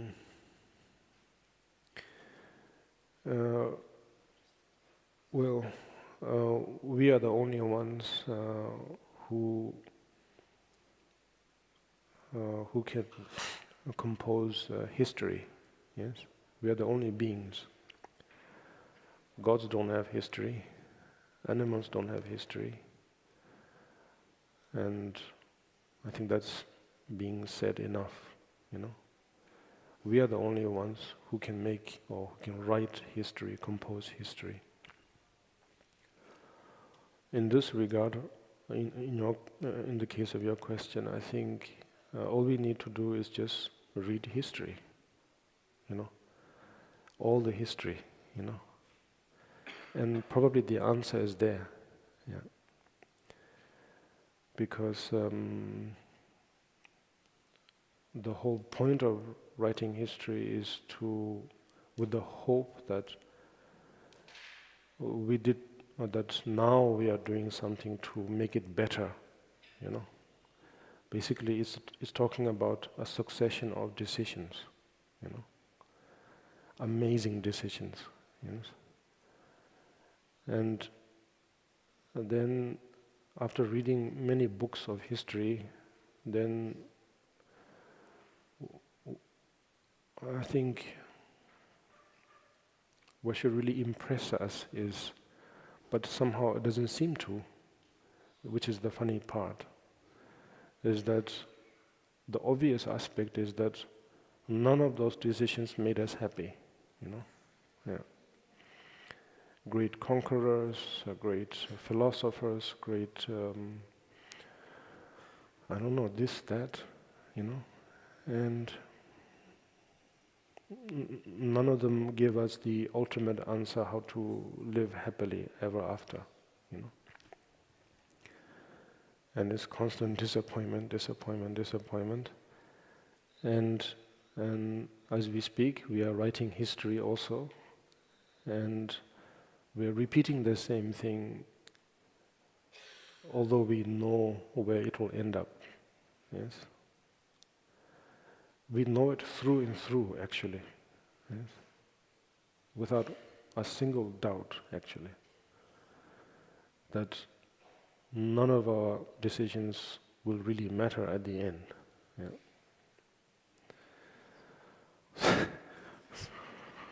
So that's there. Yeah. But of course, we cannot make it that black and white, of course. Not to say, oh, history is still good, not in that sense, you know. But it's more in line with the reality, let's say, is that if that was the case, then none of the Bodhisattvas also should have written anything also, you know. Or forget that, why, you know, going back, why do we even write history, you know? Because what we know now in terms of how meaningless it is to have history books, back then, how many thousands of years ago, they would have known the same thing, you know. At least someone would have thought, hey, wait a minute, why, you know. So therefore, it seems that the only reason why we still continue to write history is because maybe there's a sense of acceptance, yeah, that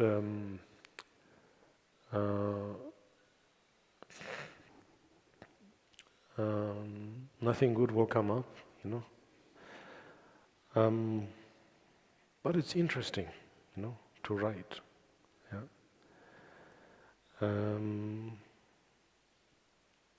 It's interesting to write because, I don't know, maybe it's fun.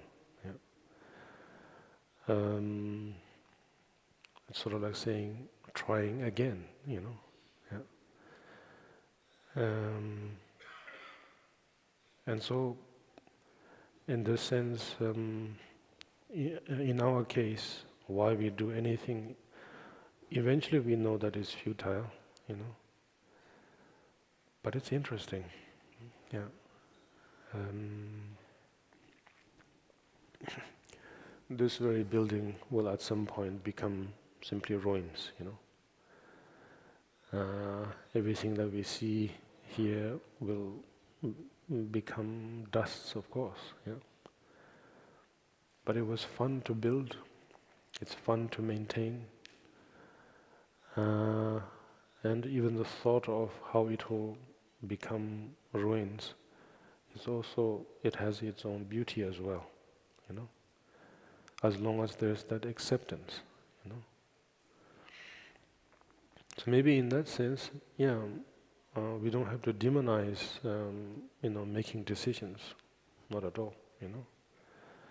We are already making it, we are pretty good at it, making decisions. Not that it's a good decision, but we are good at it, you know. And so we just go through, you know. But the acceptance has to be there, you know.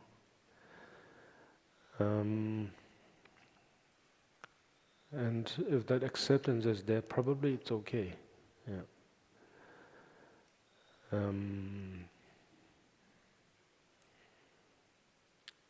Any work, any hobby, any adventure, or yeah, hobby probably is a good term. Meaning, how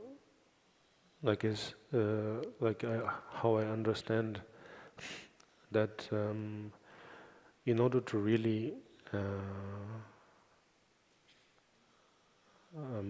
achieve something, we need genuine interest.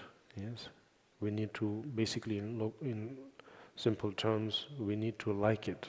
Yes. So similarly, we need to like it, you know. But even though we like it, I mean, well, to put it in another way, for the fact that we like it, it means that for the fact that we like it, it means that we have accepted. Yeah. That's a better way to put it.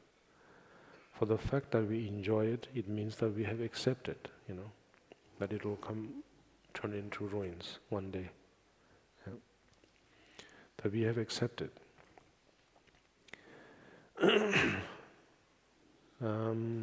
I like being a human being means that I have accepted that I will become a fish, you know. So then we can have a wonderful time of being a human being. Yeah? Otherwise, the thought of becoming a fish will terrify us, you know. Yeah. Because now I have to talk about some dirty stuff, you know, dirty talk,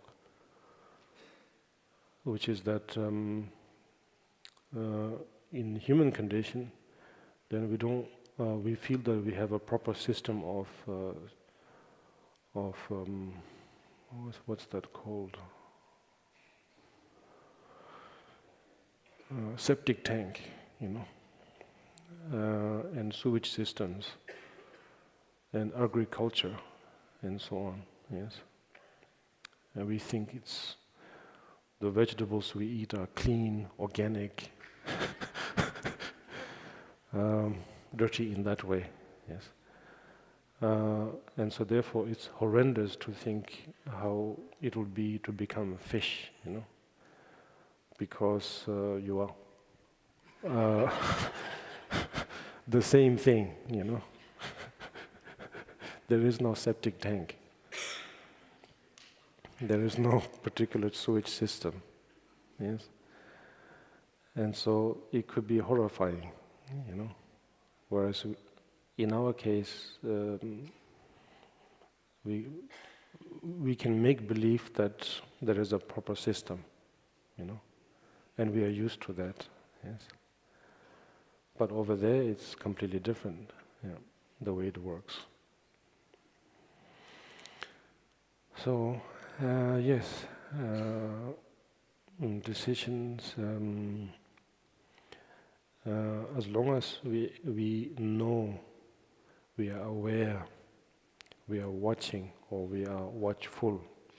Well, not watchful, but as long as we can see it, yeah. As long as our eyes are open, or our mind is open, our heart is open, then yes, we can have a marvelous time making decisions, you know, because that's what humans do, yes. And it's reflected through history, yes. And we know it's futile, we know it's gonna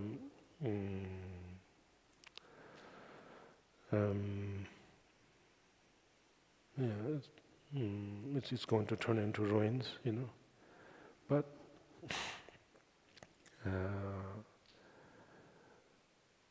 how to say?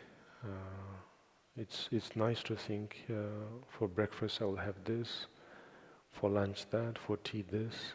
You know, yeah, and make lots of decisions. Yeah.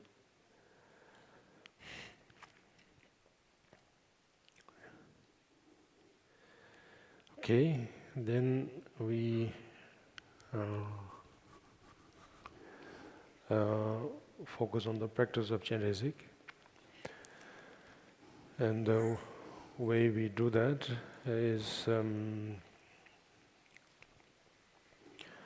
for our traditional mind, then of course we try to remember all the benefit of generating compassion in terms of how much merit and how much wisdom it can be generated. Meaning that it's a very, very skillful method. Through just planting one seed, which is through this one session, we will be able to accumulate infinite amount of merit and wisdom, you know. And so therefore there is so much to rejoice, so much to look forward to in engaging into this practice. But in other terms, like I said yesterday with the Sojong, we really don't know what we are doing. Yeah? We are following a certain rhythm of syllables, a certain rhythm of noise, and sitting somewhat similarly, and we have conditioned our mind in a very similar manner. And some of the things that we do know is that the sitting posture and the mental attitude and the things we recite, whether we know them even with translation or not, whether we know them or not even with translation, we know one thing, which is that it gives us a good position. It gives us a good opportunity to be able to focus better than any other physical posture and mental posture and vocal posture. Yeah. So, in that sense, we have a good position. Yes, that's something solid. Now from there, since now we'll be able to focus better, what would we like to focus on? Then of course we would like to focus on none other than to become more aware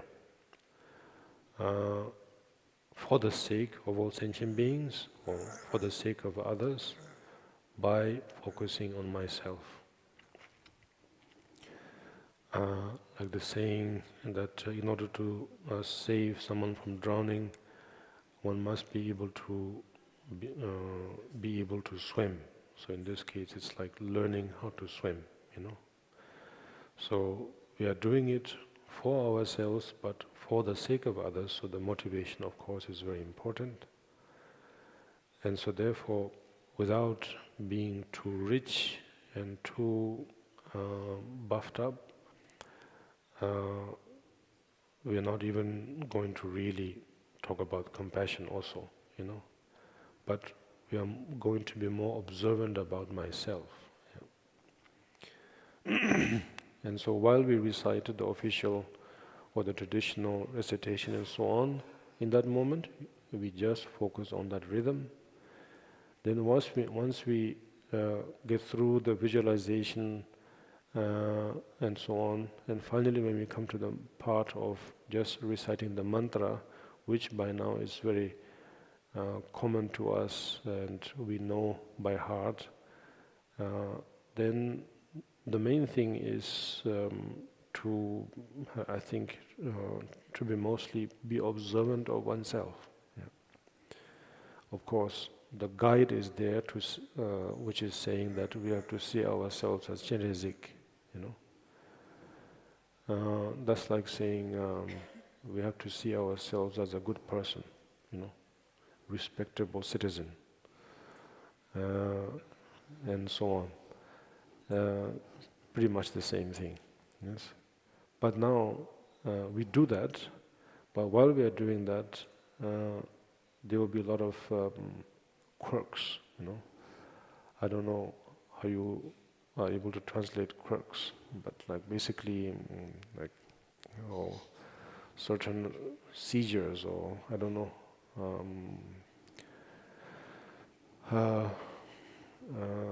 symptoms maybe, Maybe we are not, maybe we are a little bit allergic to think of ourselves as noble and respectable citizens, Maybe it has something to do with that. Because deep down we are wild or something. But nevertheless, we observe, and through that observation we will be able to see all kinds of strange things happening, all kinds of thoughts arise, all kinds of emotions arise. We feel tired, we feel sleepy, we feel physical pain, we feel headaches, we feel anxiety, we feel emotional, we feel happy, all sorts of things, So during that time of recitation, let's say. And so we just don't judge. We just don't engage. That's what I meant earlier during the question and answer. We don't engage, We feel like we want to help in this case, or to say don't cry, or don't laugh too much, or, we feel like engaging, but we don't do. Instead, we just observe like a witness, and without any kind of superstitions or doubts, we just keep watching, but at the same time,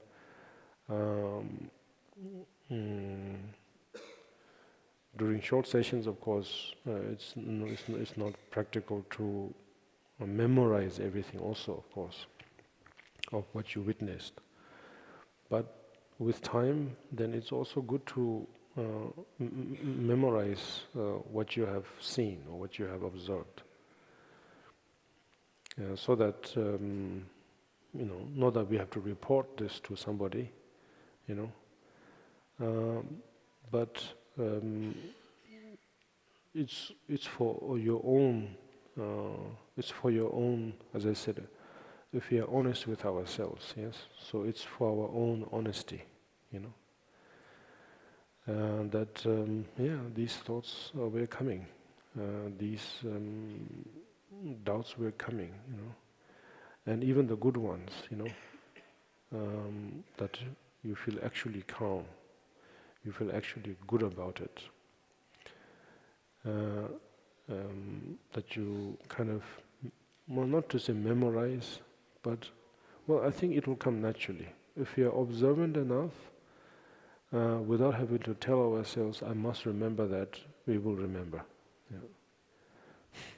So probably, with one action, everything will come together.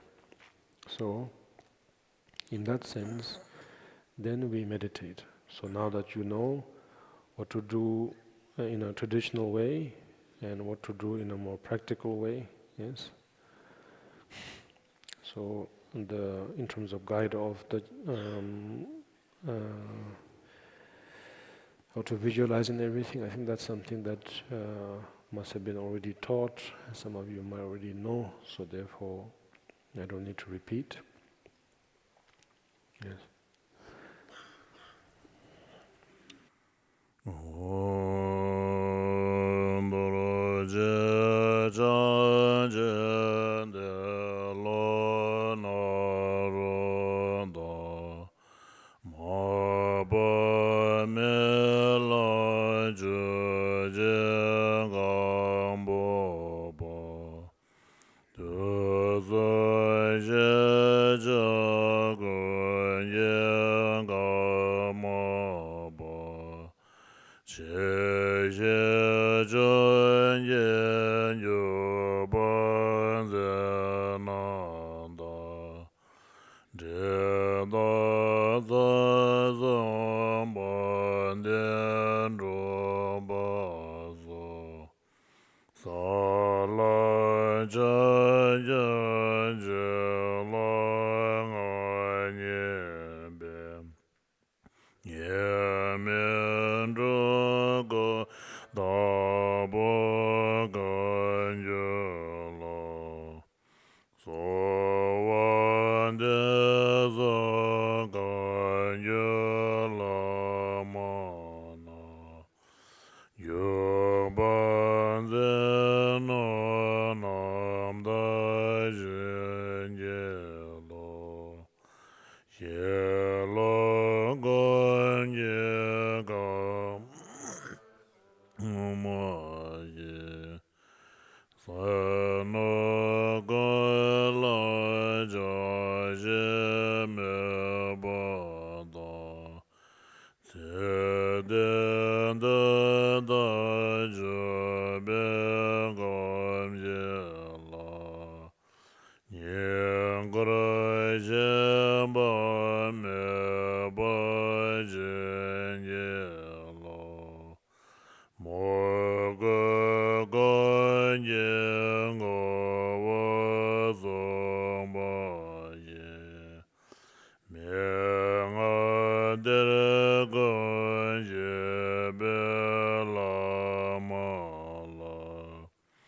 Yundu zawan de bengom jela. Joy me mogan ye wajen jela. Ye me gon ye ngoje zomba ye. Kaja do ben owo zomonde. Majo de gaje belom jela. Gom jalo danda wajen jelo. Nam dong awa joga zomba ye. Jaya maya jaya jawala.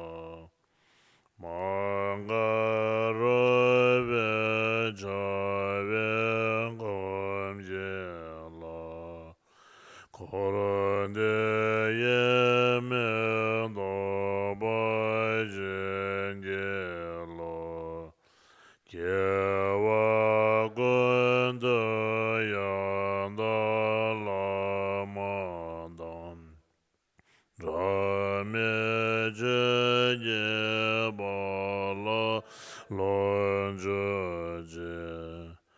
Sadalanye yonde ravone.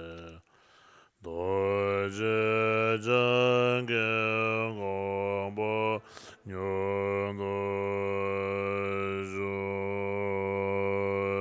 Zanye jodan zoye jonala. Chaja badan dane yazıcı. Dage gomden yebe zananye. Dola bence zanye robaja. Sanye jodan zoye jonala. Chaja badan dane yazıcı. Dagen gomde yebe sonanje. Dola bence sanje dobajo. Sanje jodan zoye janala. Caca bada dane yazıcı. Dagen gomden yebe zananye. Dola bence zanje dobajo. Dazo gaja semcenge. Ceza beganda vende. Jele baca cereze. Gaza ozen adendo. Zenzo doje cengeze. Jayen dambon dajanze. Onye şende begam. Dada dencen yencende. Reda babe doyazo. Obay mebe uyence. Şamyen doje yerajon. Demen davan yandemba. Kyamne gundeng awan yun. Jawan yun yemago. Gundeng gam zozan yun ye ulan ye. Toje Jengen Rola Ze Jere Zela Jazalo Chowan Genge Maga Gandaga Zozan Genge Ulanye Toje Jengen Rola Ze Jere Zela Jazalo Chowan Genge Maga Gandaga Zozan Genge Ulanye Toje Jengen Rola Ze Jere Zela Jazalo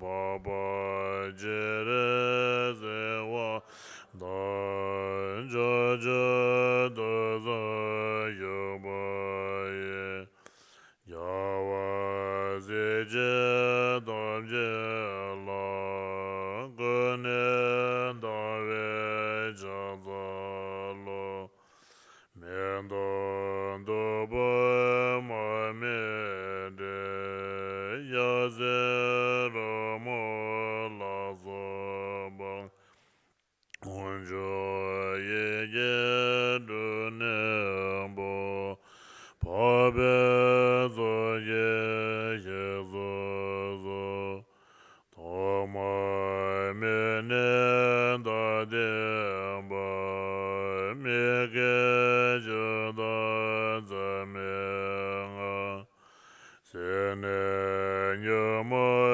Wanjumbe Deba Damje Jabanje Yenda Rangjara Janjaze Zaza Yewa Lazaba Tuzange Wajizabe Zana Lane Dayera Semje Namje Zambanda Loye Jeda Jedawa Chejon Demo Debaye Cheyen Golong Gondozo Kowa Jeze Madomba Nyange Mendan Doje Tonga Jazo Chenwa Ye Semje Namla Zezozo Tage Zona Jezaba Damje Janjo Yunjone Ringbo Medan Jawaye Tembe Badon Danjo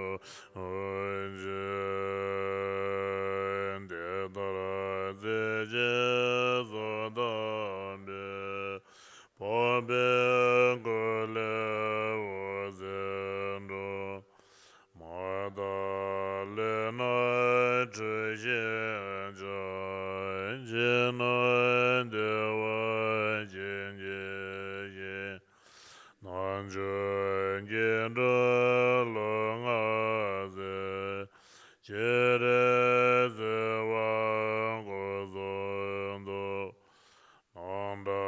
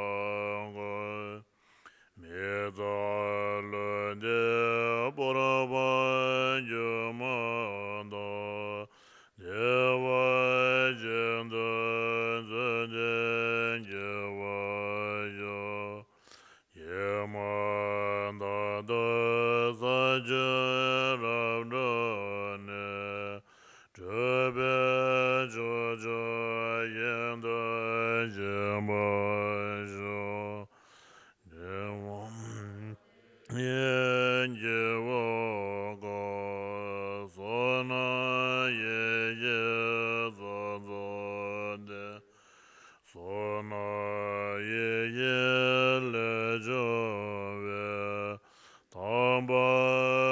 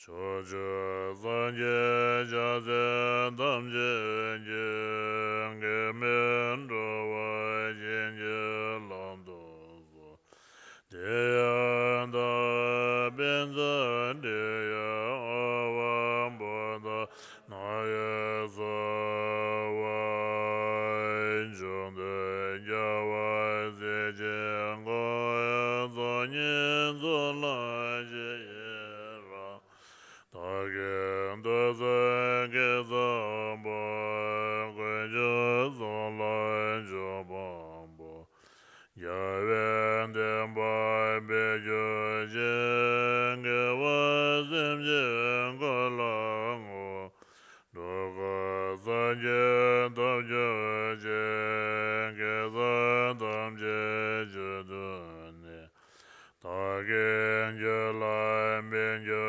Jendem Nyendane Zadande Zeren Menyam Dambe Zende Zajen Ojo Nam Ye Zembo Yomandan Dewan Jindu Jinju Jene Bema Gajende Luden de la Zanje Jo Chanje Done Jizen Do Duben Do Wan Demo Aju Zonan De Ye Nam Jizen Manye Tom Nyen Ben Da Nam Bam Jene Jega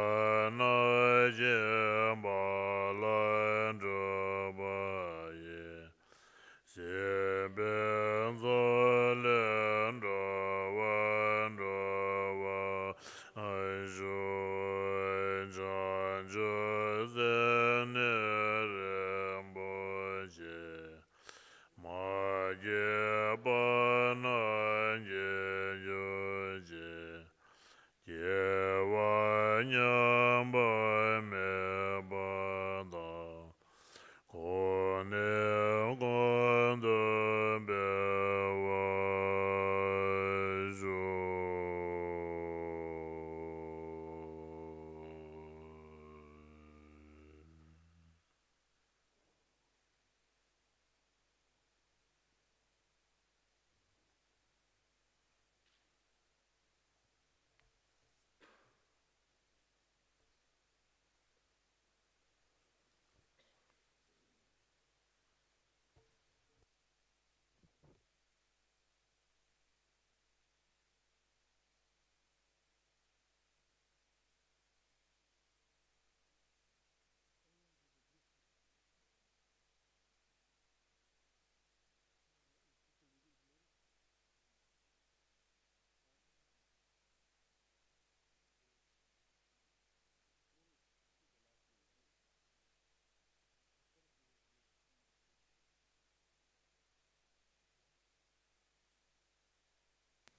So, dear venerable teachers, dear friends, please join us in a group photo. I believe maybe His Holiness can stay in the same place, and all the venerable teachers can join us, and all Sangha can gather together, because Tokpa is just standing here. You may see him, so we can gather somehow together and join with a group photo. Дорогие друзья, сейчас будет групповая фотография. Пожалуйста, присоединяйтесь. Позвольте сначала, Его Святейшество останется сидеть, где он сидит. Оставьте место для благородной санхи из Римпоч и Лам сесть рядом, и потом мы все тоже займем свои места.